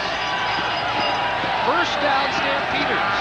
They're against the wind in this third quarter, and Key Van Jenkins stopped behind the line of scrimmage. Larry Ruck moved up from his linebacking position with support from Rob Davidson. Larry Ruck, number 47, was up there quickly. So was 36, Dwayne Odom. Great opportunity here for Edmonton to A loss of stop 2 this yards. drive by Calgary, get the ball back. 2nd and 12 or 13 yards here. I know Ron Lancaster last week was telling us that Larry Ruck just hasn't got enough credit. Didn't make the All-Star team this year, but Ruck and Pless in the middle make a pretty formidable combination for the Eskimos. 2nd and long, Flutie delivers, first down. Big catch there by Pitts. Just inside the 50-yard line, and they only needed to get to the 50 for the first. Great route by Alan Pitts. We call this a curl smash. You watch him, he'll come on down, he'll curl back to the inside and smash back outside. There's a curl inside, work right back outside. Perfect route, perfect ball. It's good execution by Calgary's offense. Beat Dwayne Odom there, and Alan Pitts now has 4 catches on the game, and as you forecast in the first half, after a few early drops, he's right in it now. Stampeders moving against the wind here, and it's Jenkins up the middle. to the 46 for 3. Lloyd Lewis is there with Bless. Well, they thought they might have a chance for 30,000 here with a good walk-up. The bitter cold temperatures might just keep them short, but a pretty hardy group of fans from Calgary and a number of bus loads from Edmonton on hand enjoying this one. I see a few riders spark in the crowd there too, Chris. Yeah, there's been a few flags with Saskatchewan colors. 5:43 to go, third quarter. And now the Stampeders with a good ball control drive of over 5 minutes, but down goes Flutie. Jed Roberts is there. Lewis as well, and Roberts celebrates the sack. Chris, I believe there's a flag down. This might be interference in the secondary. Oh, they picked it up. They only sacked Flutie twice this year. Legal procedure, number 18, Calgary, declined. Third down. Fitz jumped early, and instead it will be third down. Both sacks came in the first game of the year, but Lewis and Roberts took there at about the same time to get Flutie here. Formation. Gizmo Williams and Jim Sandusky. Martino against the wind. That ball doesn't go as far when it's frozen. It's like kicking a rock. Martino moving up to try to pick up the loose ball. Flags are flying. Sandusky alertly hopped on it for the Eskimos. Now, will they wipe out the no yards? Or were there more people there than just Tony Martino? Just a 17-yard punt. And it is a no yards call against Calgary. 5:17 to go, third quarter. Eskimos open the second half with a touchdown scoring drive. The Stampeders worked 4.5 minutes off the clock without it getting any points, but that's also important, Kent, when you're playing against the wind, just trying to keep it away from the other team. Now the Stampeders defense will try and dig in. They don't want to be too far behind when they get the win in the fourth quarter. Souls off the left side, and he has 3 up to midfield. Stu Laird, the fireman, in on the tackle. It's a good surge by Stu up front. Number 91 was there again. Stu told me yesterday, he said, you know, I asked him, you guys were playing with the pressure of going back to the Grey Cup for 6 months. He said, a lot longer than that. He said, the day after we lost the Cup last year, we resolved ourselves to coming back. In the flag, oh boy, Carl Anthony couldn't hang on.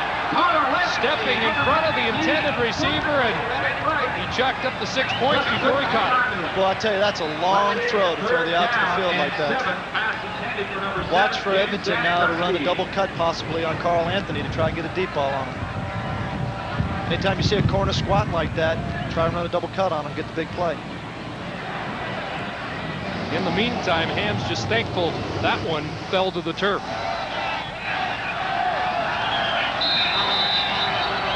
He had a touchdown against Winnipeg earlier this year on a play like that. And now Harper in the ball. Blew off the line of scrimmage, so they'll have to reset here as Pee Wee Smith drops deep with Crawford. Glenn Harper is in punt formation for the Eskimos. Chris, that could have really changed the complexion of this quarter. He picked that ball off and scored. Now Edmonton's playing for field position. And they should be able to pin the Stampeders deep. But Harper had trouble with the snap. Gets it away, and what a blast that is. And it's out of bounds. They're going to mark this one inside the 10. What a recovery by Glenn Harper. Near disaster turns into a great punt for the Eskimos. With a 51-yard punt that goes out of bounds. Well, quite a performance under pressure by Glenn Harper after dropping the snap. Great recovery. Boy, to drop it like that and then to pin him down on the 9 was a really good play by Glenn.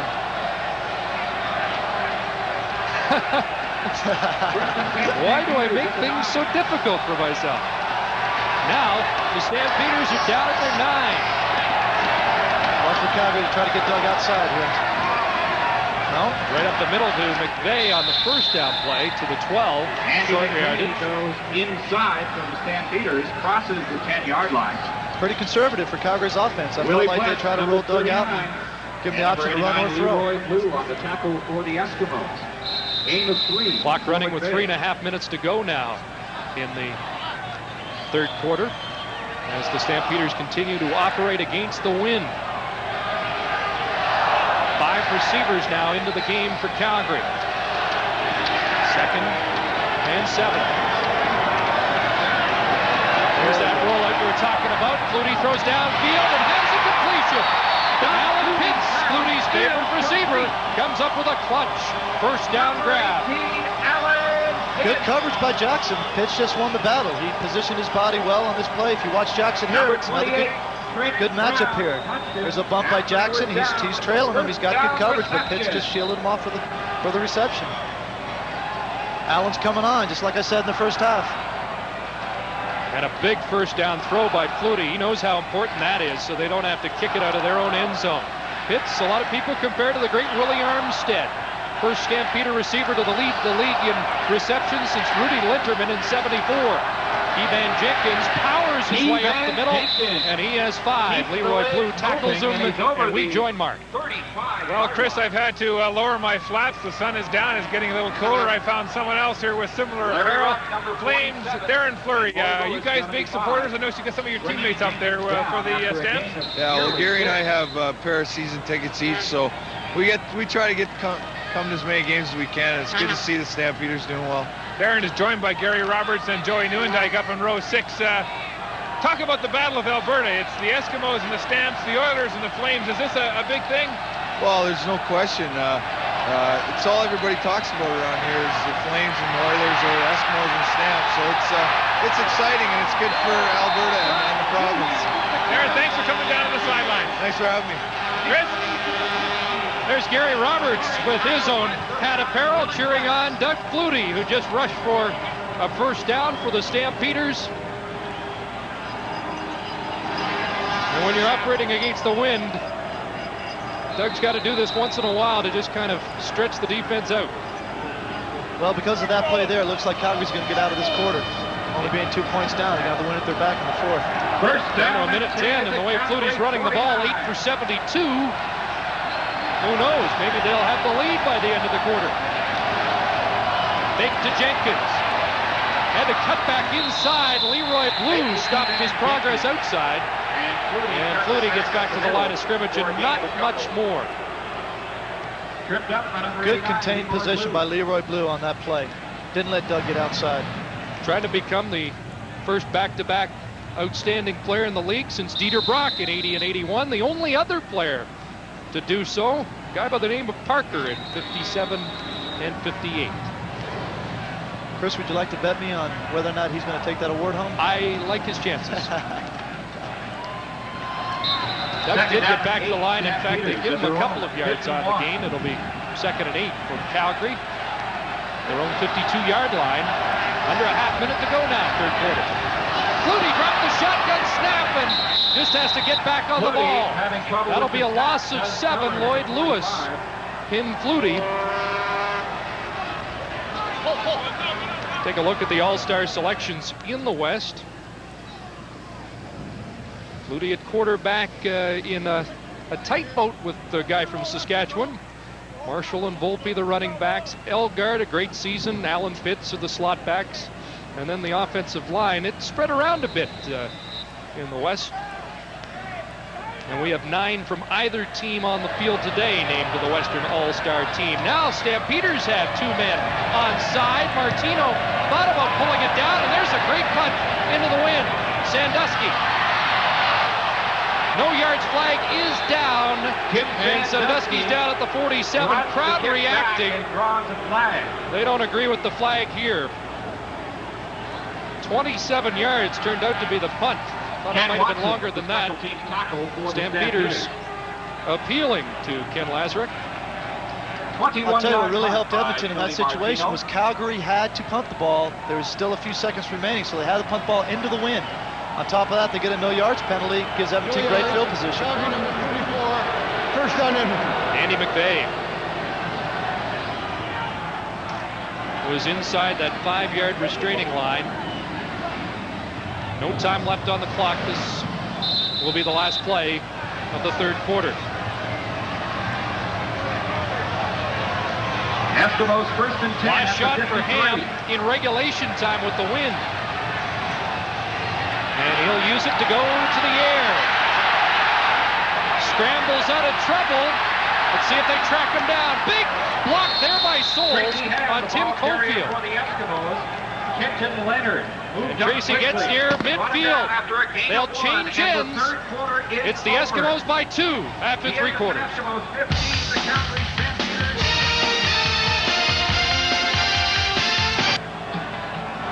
28,100 Hardy fans at McMahon Stadium in Calgary. And we thank the fans for their support as we get down to a very interesting 4th quarter. Eskimos have the ball and the lead. Second and close to 10 yards for Ham. Now going against the wind. Flips it off to Michael Souls. And Souls down the sidelines, close to a first down. Let's check the numbers through 45 minutes. Eskimos with the edge in time of possession and yards rushing. Well, again, the time of possession, I think, is the difference in this ball game. Well, I'll tell you, this would be a really key second down conversion if they converted this play here.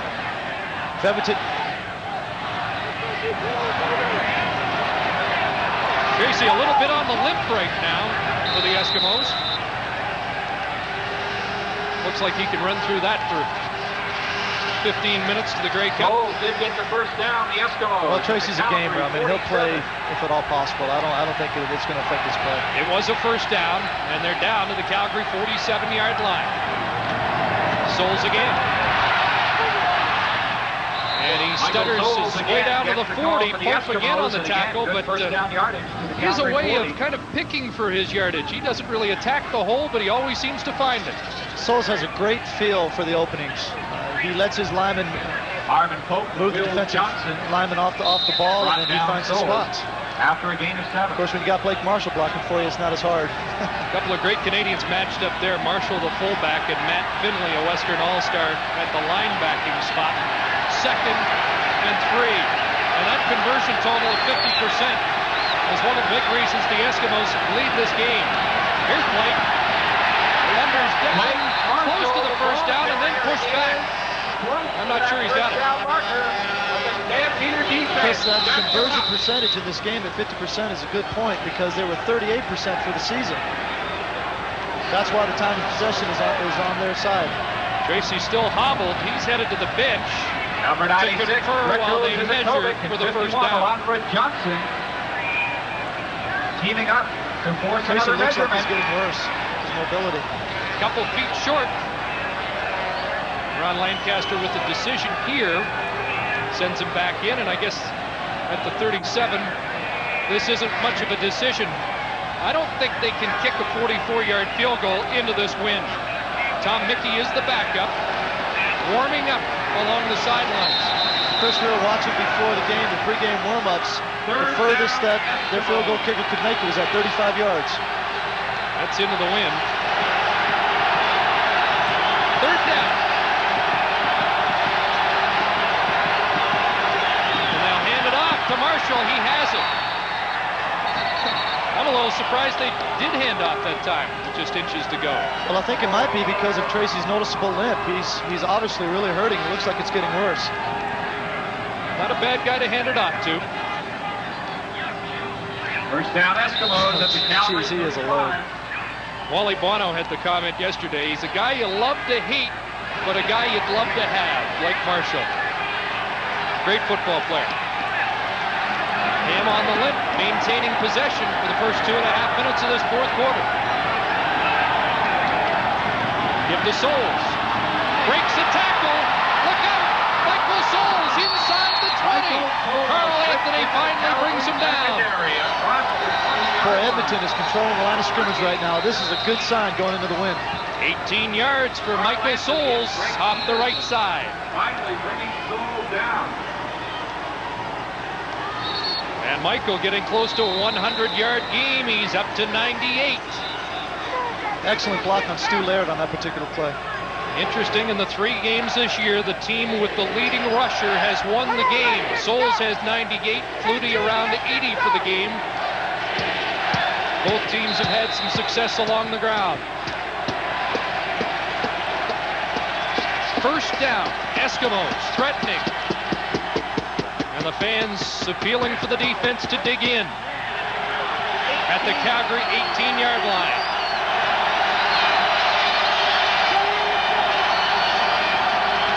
Give to Walling, up the middle, Walling churning down to the 13, close to 5, and the limp becomes more noticeable. Crosses the 15-yard line before he's warmed under. Boy, Tracy's even having a hard time getting the ball to his running backs in the run game. He's had shin problems this year. The groin problem slowed him for quite some time. Last week he said he was the healthiest he's been since Labor Day. And now it's second down and a long 4. And he has 3 receivers left. Hands off Walling to the short side of the field. Walling close down by Pope. And this will be close to a first down.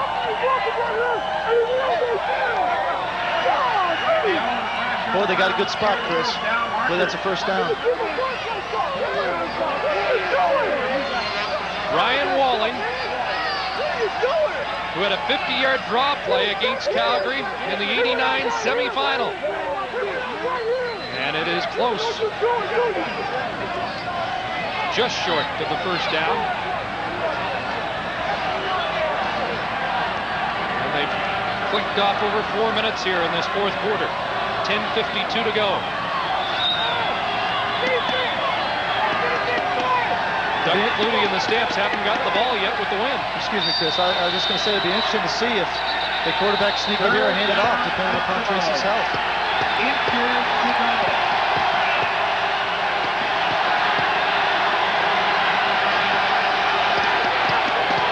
Well, you'd think behind that line of Conop, Ambrosi, Bercheval, Dermott, and Morris, they could just fall forward for the inches required here.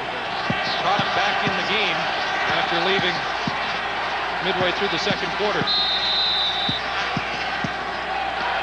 Veteran crew up front. Of the 8 to have won Grey Cup rings on the Eskimos, 4 on that offensive line.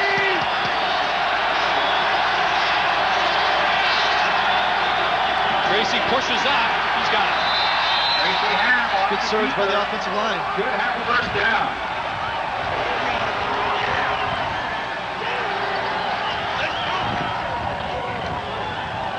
Wally Bono's team will be in quite a hole if the Eskimos punch this one in for 7. Already down by 2. Boy, for Calgary, you want to hold them to 3 here. You don't want to give them the major.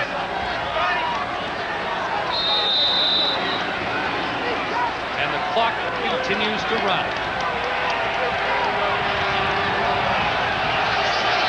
Plenty of time for Calgary yet, but this is time they'd like to have the football.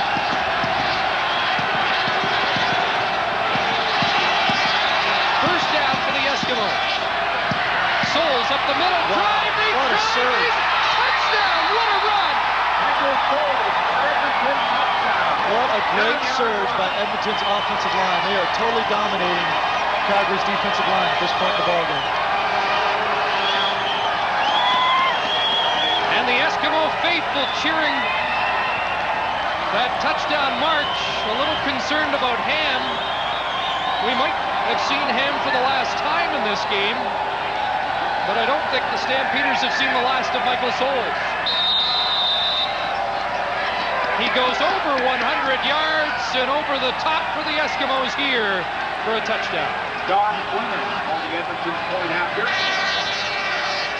What an upset this could be. Fleming adds the extra point. It's a 9-point Eskimo lead with just over 9 minutes to go. 13. And this guy has had quite an afternoon. Stampeders, first and 10 at the 41. Bloodied but not beaten so far. Michael Souls. Flutie hands it off to Keevan Jenkins up the middle. Keevan Jenkins has 3 to 4 yards. Lloyd Lewis really fights. On the stop, and Deacon Jones trying to fire up. 39. The Stampeders at the bench. He's called the Secretary of Defense. Stampeders going no huddle here. Like I said, this is when Doug Flutie usually counters and responds to a score. 2nd and 7 here, and out of the shotgun is Flutie. Throws to Jenkins out of the backfield, and he can't hang on. And what a way for the Eskimos defense to follow up the touchdown, forcing Flutie 2 and out. Good read by Doug, threw underneath the coverage, should have had a first down. Big uplift for Edmonton's defense. 8:48 left. Will we see Tracy Ham on the next series? Still getting attention at the bench. Looks like they're retaping the right ankle. Martino kicks it away. Line drive kick, and Sandusky inside his 20. Nailed by Ken Watson at the 26. So now the Stampeders defense must hold. Tom Mickey coming onto the field. Well, we've been expecting the snow since midday, and it has finally arrived here at McMahon Stadium. Great weather for Eskimos. Blake Marshall will be happy.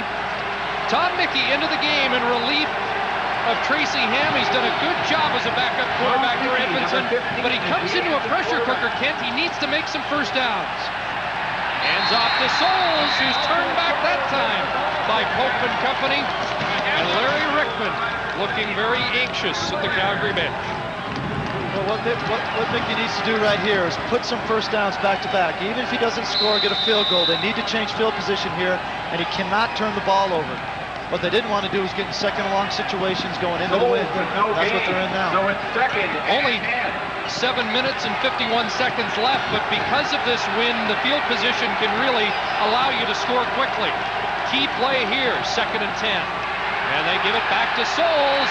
Great defense that time, led by Stu Laird. And the Eskimos will have to punt on 3rd down. Here's Mark. Well, Chris, Tracy Ham turned his ankle on that last series. He was in a fair bit of pain. They brought him over to the bench here and did a quick retaping job. They're going to put him back in the game. Now, Stampeder quarterback Doug Flutie also had some problems earlier in this quarter. This is the remains of his spandex underwear. They cut that off from around his knees down because it was cutting off his circulation, and he was experiencing cramps in his calf muscles. Chris? I'll tell you, we get to the bottom of everything, even the spandex underwear. With 7.5 minutes to go and Harper in. I'll tell you, those punting numbers are pretty good for both punters, considering what they've been punting into. Well, I didn't like that 2nd and 10 situation on that particular call. Edmonton should have tried to pick up the first down throwing the ball. Flag down. Pee Wee Smith will get the no yards call. Pee Wee Smith with a short return. The Calgary Stampeders will have the football in Edmonton territory. A 23-yard punt into the wind, and I think that 30 yards might be as far as any kicker can kick it into this wind. So Calgary with a chance in scoring position. 7:10 left. Well, Wally Buono said his team was like the old Eskimo teams. If they worried about what they did and executed well, they could win this football game, and now it's a real test with under 8 minutes to go. Flutie will take off down to the 30 in the hook side. Fumbled. They called him down. And they say he was down. And a big break for the Stampeders there at the 28-yard line. Looks like Ham's ready to come back on the next Eskimo possession. Flutie gets 7 yards. 7-yard pickup. Close to 8 for Flutie there. And 2nd and close to 3. 6 receivers out. Flutie in the flat. Comes up short of the intended receiver. And now, 3rd and 2 to 3 yards. Do you take the automatic 3? Take your 3, but I'll tell you what, that is exactly what Edmonton needed, was to only give up a field goal in this situation. But yeah, you got to take the 3 here, Chris, and play percentages.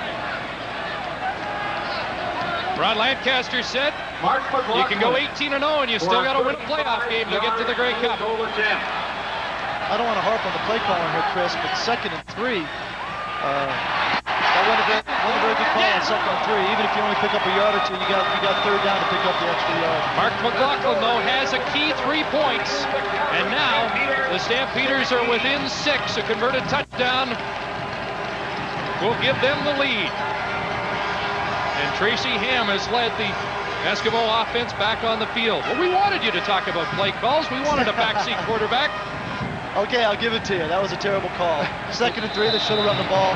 Played for at least 2 yards, bringing short yardage and pick up the 1st down. Throw the ball on 2nd and 3 and scoring territory wasn't very good, I don't think. We like to play backseat quarterback, but we don't have the credentials. You do. Chris Cuthbert along with Ken Austin and Mark Lee at McMahon Stadium, and it looks like we're down to a photo finish here in the Western Final, and the defense is digging in.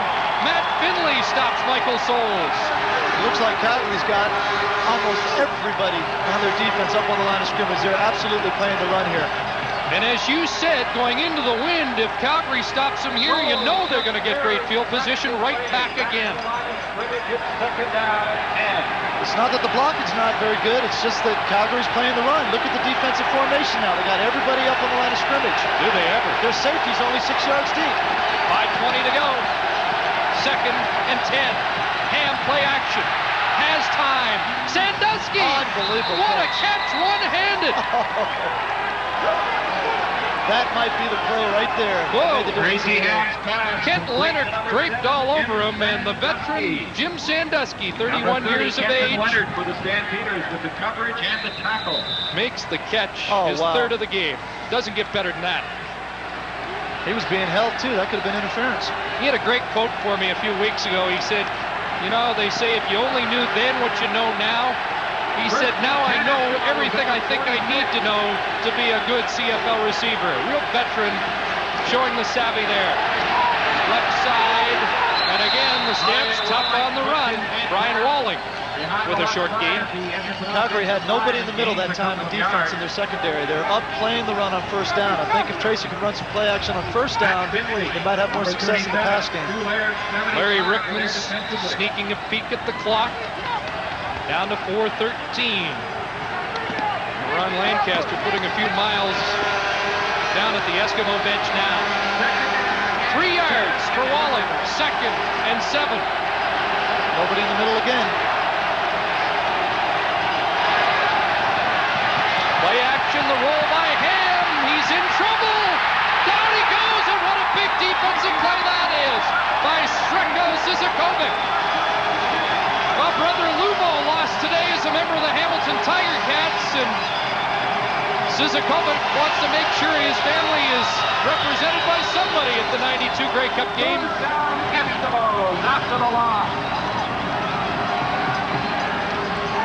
The key to that play was Will Johnson. He would absolutely not let Tracy get outside contained. Sizakovic was not able to make the play as a result. I'll tell you, Tracy shouldn't have given up yards in that situation. Tough to lose yards when Glenn Harper now has to kick into this wind, and it seems to now be gusting a little harder. Smith and Crawford deep. Not too deep, though, because of the wind. Here's Pee Wee. And he's going to run backwards. Let's see if he can turn it on. Thomas with a big play. For a moment, it looked like Smith would be able to spring that one. Boy, Thomas really battled his man very well on that play. He saved the touchdown, I think. 22-yard punt. And Eddie Thomas prevented a big Pee Wee Smith return.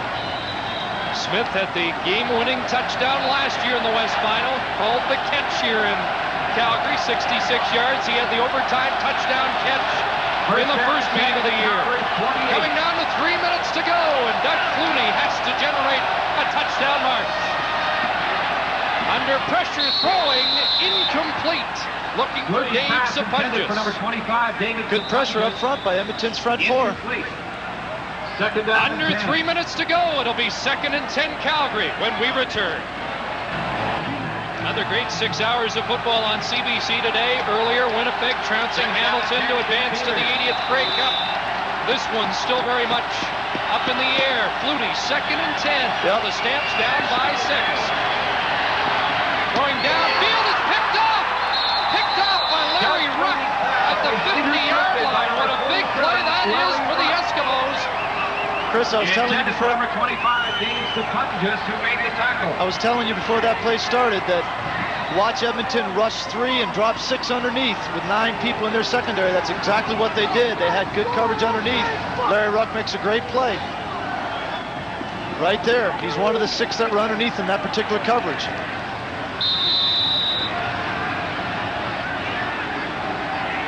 And Doug's reaction says it all. Big interception by Larry Ruck. And you just heard somebody in the Eskimo bench remind everybody it ain't over.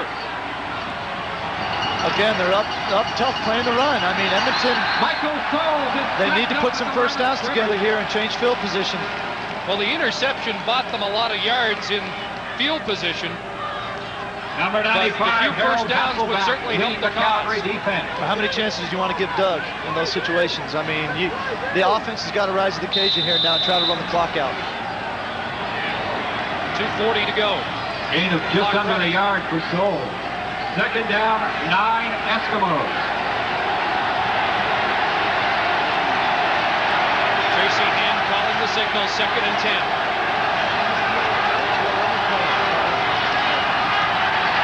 Over the middle, wide open, Jim Sandusky to the 42. Ken Watson catches him from behind.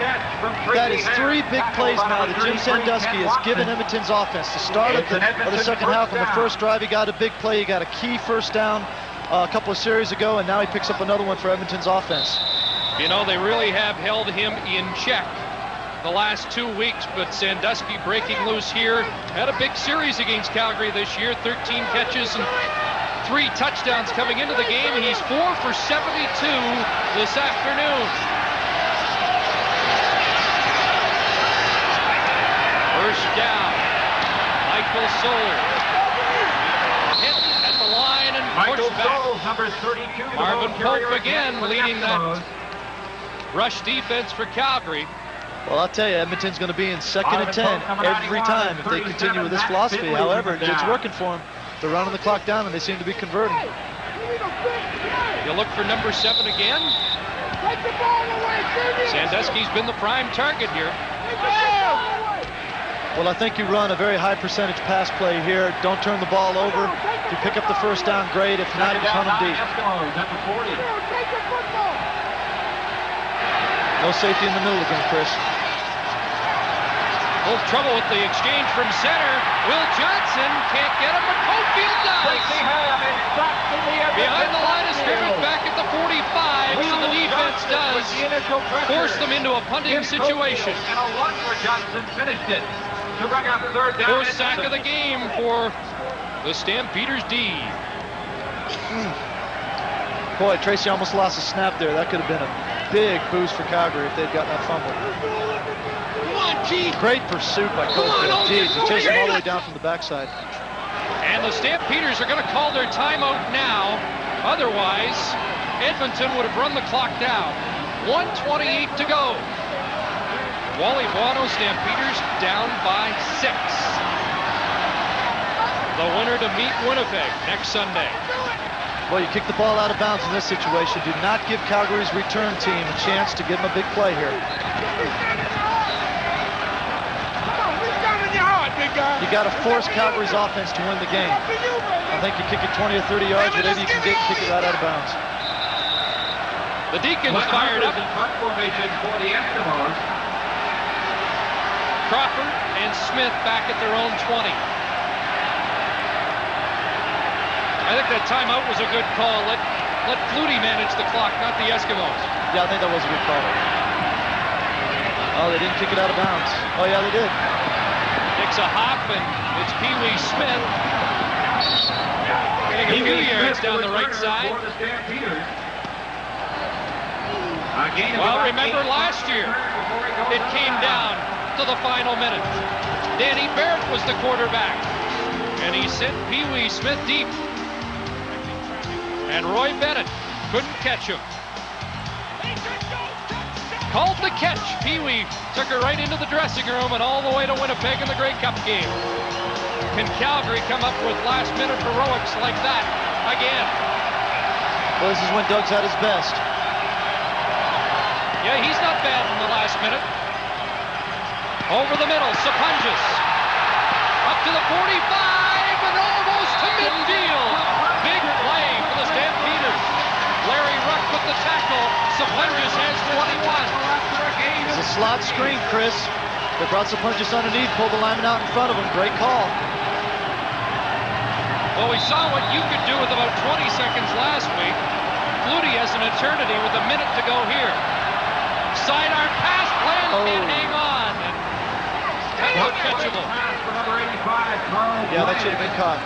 Clock stops with a minute 2 to go. And it's second down and 10. How many times have the Edmonton Eskimos broken the hearts of Calgary Stampeder fans?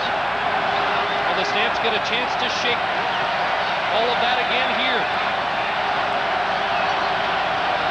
As Doug Flutie tries to pull off the march to give him his first playoff win in the CFL. Second and 10. Lots of time. Oh, he's got him. He's got him. To the 15. Alan Pitts.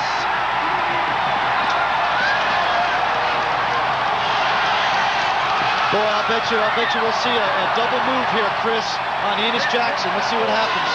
I don't know how he got so wide open downfield. 40 yards for the leading receiver. Here comes Pitts. It's an out and up. It's an out and up. They got Jackson on what we call a wheel route. They're 15 yards away from the Grey Cup game in Toronto. Flutie will keep it. It steps out after a gain of 8. 36 seconds left on the clock.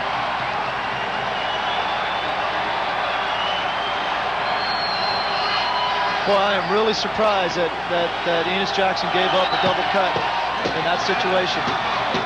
We're good! They mark it at the 9. They give Flutie 8. Check that, about 7 for Flutie. It's about 2.5 yards for a first down. 3 receivers to the wide side, 3 receivers to the short side. It's going to be a run all the way. Yep. Flutie has the first down to the 3. 33 seconds to go. And this is why Larry Rickman paid a guy $1 million a year. I think I read once that he won 16 college games at Boston College. In the final minute, Doug tried to call a timeout there, but he doesn't have one to call. And the clock will start running. I think Doug forgot that they called it on the Eskimo punt. He's going to run again. Right off the right side. Touchdown!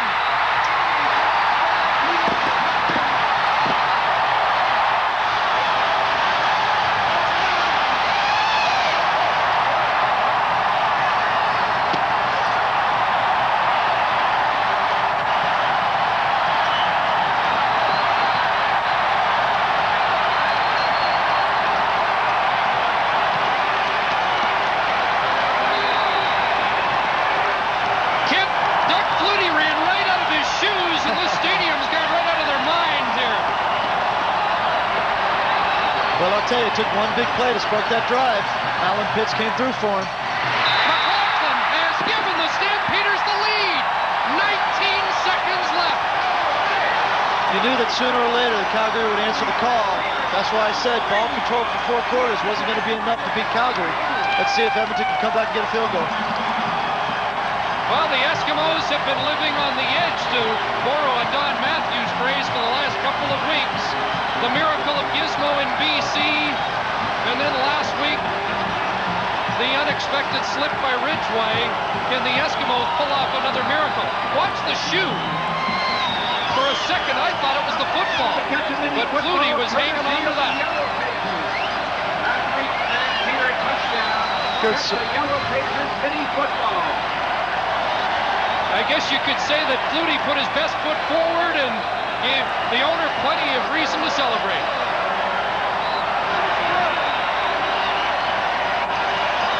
Well, they always come up with games like this and finishes like this in the Wild West.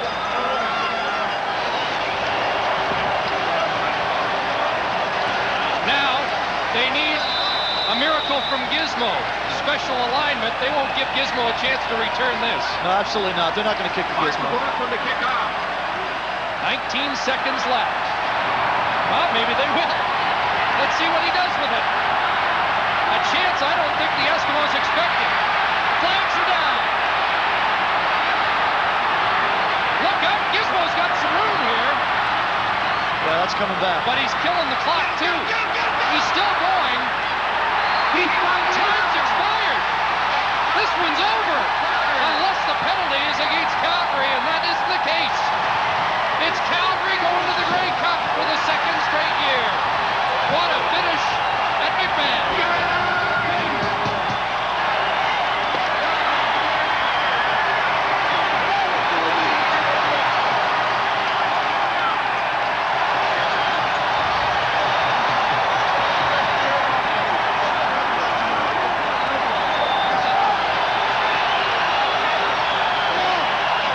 Edmonton's luck finally ran out on him. Kent, you know the joy of winning, like the Stamps have won here today in such dramatic fashion, and you also know how tough it feels to lose this way as well. Yeah, I've been in both situations. It's a great feeling for Doug right now to engineer that last drive. I know he feels great to get into the Grey Cup, but it was a great effort by Edmonton. I'll tell you, I really didn't expect them to stay in the game like they did. Let's go down to the field and join Mark Lee. Thanks, Chris. I'm joined by the game's MVP, Doug Flutie, with another miracle finish. Doug, this must be one of the greatest games of your career. There was a lot of, I tell you, we should have been up early and we weren't, and it hurt us. Great game, Chris. We just had one last opportunity and we took advantage of it. We had a great catch by Al Pitts over here, and it got us in position to win the game. Doug, what was going through your head when you threw the interception to Larry Ruck? I had Sponge open. God, my lips are freezing. So are mine. I had Sponge open behind him, and I just threw it off balance and didn't get it up and over. I was disappointed, obviously, but it's just one of those things that happens. Tell us about the feeling in the huddle, Doug, as you were marching down the field. The first play to Sapunjis and getting a good gain got the confidence back, and that's what we needed. And from there, we just kept going. So it was basically a feeling of confidence once we got that initial first down. Doug, congratulations on a great game. Thank you very much. Doug Flutie leading the Stampeders to a 23-22 victory in the Western Final. We'll be back right after this.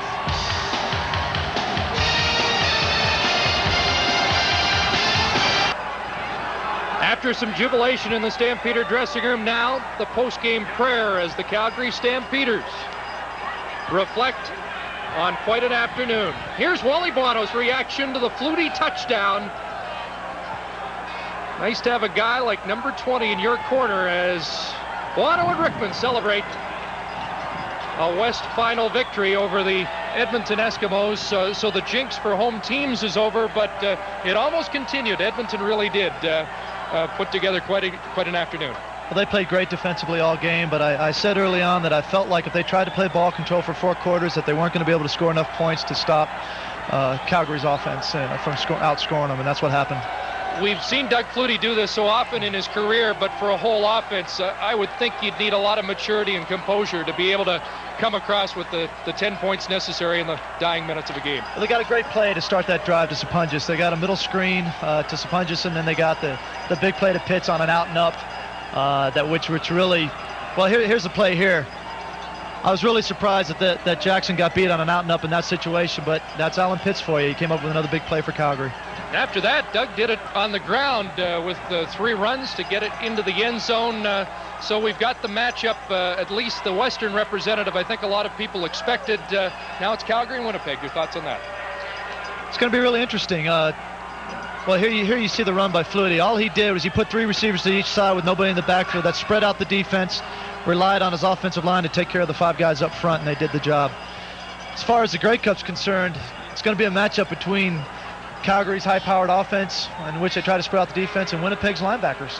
Doug answered a real question today. Everybody said what a marvelous quarterback, but when the conditions are tough, when the wind's blowing, it affects them. But I guess it affects all quarterbacks, doesn't it? Yeah, no quarterback likes to play into the wind. And as you recall, Edmonton in the second quarter took 11 minutes off.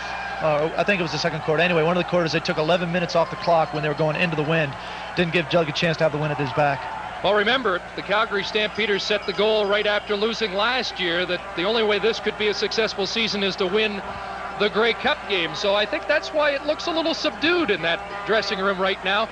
But talking about Flutie and the wind, obviously he's in his element next week at Skydome.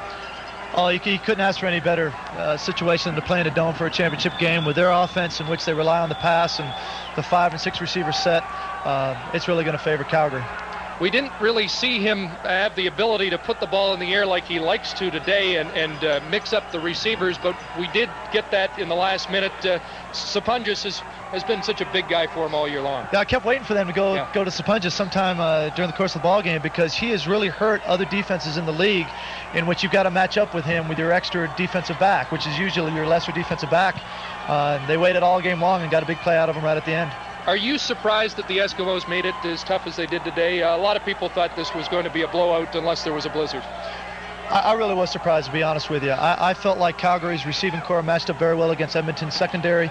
I expected Calgary really to do what they wanted to in the passing game, and that wasn't the case. Edmonton came to play.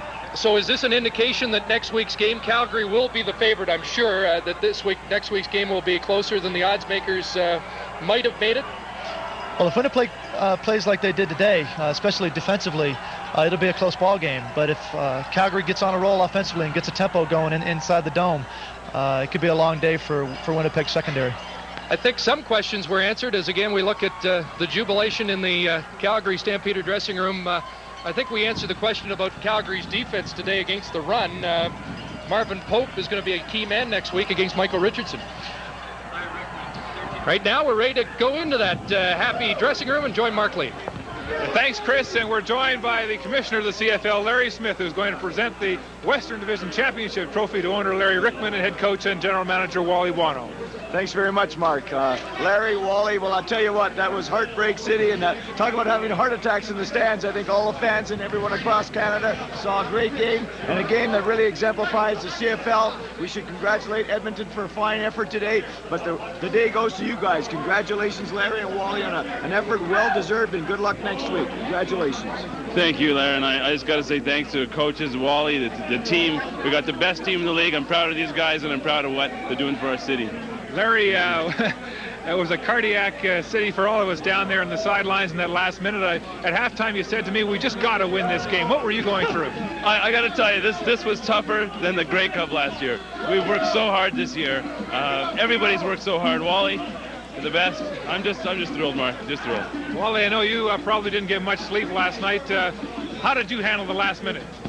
Well, the thing actually I was doing, I was praying. I was thanking the Lord that he put us in a position to allow us to win the game. And you got to give a lot of credit to Doug. He takes a lot of heat about a lot of things, but when it's all said and done, he's the best in Canada, probably the best in the world at his position. Were you surprised that it came down to a last-minute finish, or is that what you expected today? Actually, I'm not surprised at all. I knew it was going to be a very tough and very physical game, and what I was thinking was the field goal was going to make the difference, but we kicked the field goal before we scored a touchdown. So. All right, Wally and Larry, congratulations on a great victory, and good luck at the Grey Cup next weekend in Toronto. Well, thank you very much. Okay, let's bring in one of the other heroes of this game, Alan Pitts. Come on over, Alan, who made that dramatic catch in the last minute to put the Stampeders in position to win this game. First of all, Alan, congratulations on the victory. It must have been very difficult playing in that cold weather out there. Yeah, it was. First of all, I just want to thank God for giving us the strength to keep on fighting. You know, we didn't play as well as we probably could have, but we never gave up. We never lost sight of being able to win this game. All right, Alan, if you look at the monitor here in the locker room, here's your catch. Take us through it. Well, what we had me going outside on a wheel, and Carl Bland's supposed to swirl back out, and the defensive backs kind of got tangled up a little bit, and I came wide open, and Doug did a great job getting me the ball. A fantastic catch. Was the football seemed like a brick out there? It was so cold. Well, early on, you know, it kind of was like that, and you know, but like I said, you know, we learned a lot about ourselves today, being down, not a lot of time left, but never giving up, and always believing that we could go out and win it. Congratulations, Alan. Thank you very much. All right, Dave Sapunjas, another key member of that final minute drive. How about it? I don't know if I can handle it much longer. It happened last year and this year again. I mean, you're sitting out there and you're about to have a heart. I mean, it's so intense. It was fantastic. Doug did an excellent job. Al came out with a big catch. The big players came up with the big plays, and we marched down and we did it. Was there any question when you had the interception that it was going to be a loss today? When the interception was thrown up, there's a big letdown all of a sudden. But then when the defense came up big, got the ball back right away, we marched down the field. This team, since the first day at camp, has talked about the Grey Cup. We're now going to the Grey Cup. We're going to bring it home to Calgary. Dave, thanks for your time and good luck in the Cup. Thank you. All right. All right. And so the Stampeders beat the Edmonton Eskimos 23-22 to win the Western Final. They are going to the Grey Cup next week in Toronto to play the Winnipeg Blue Bombers.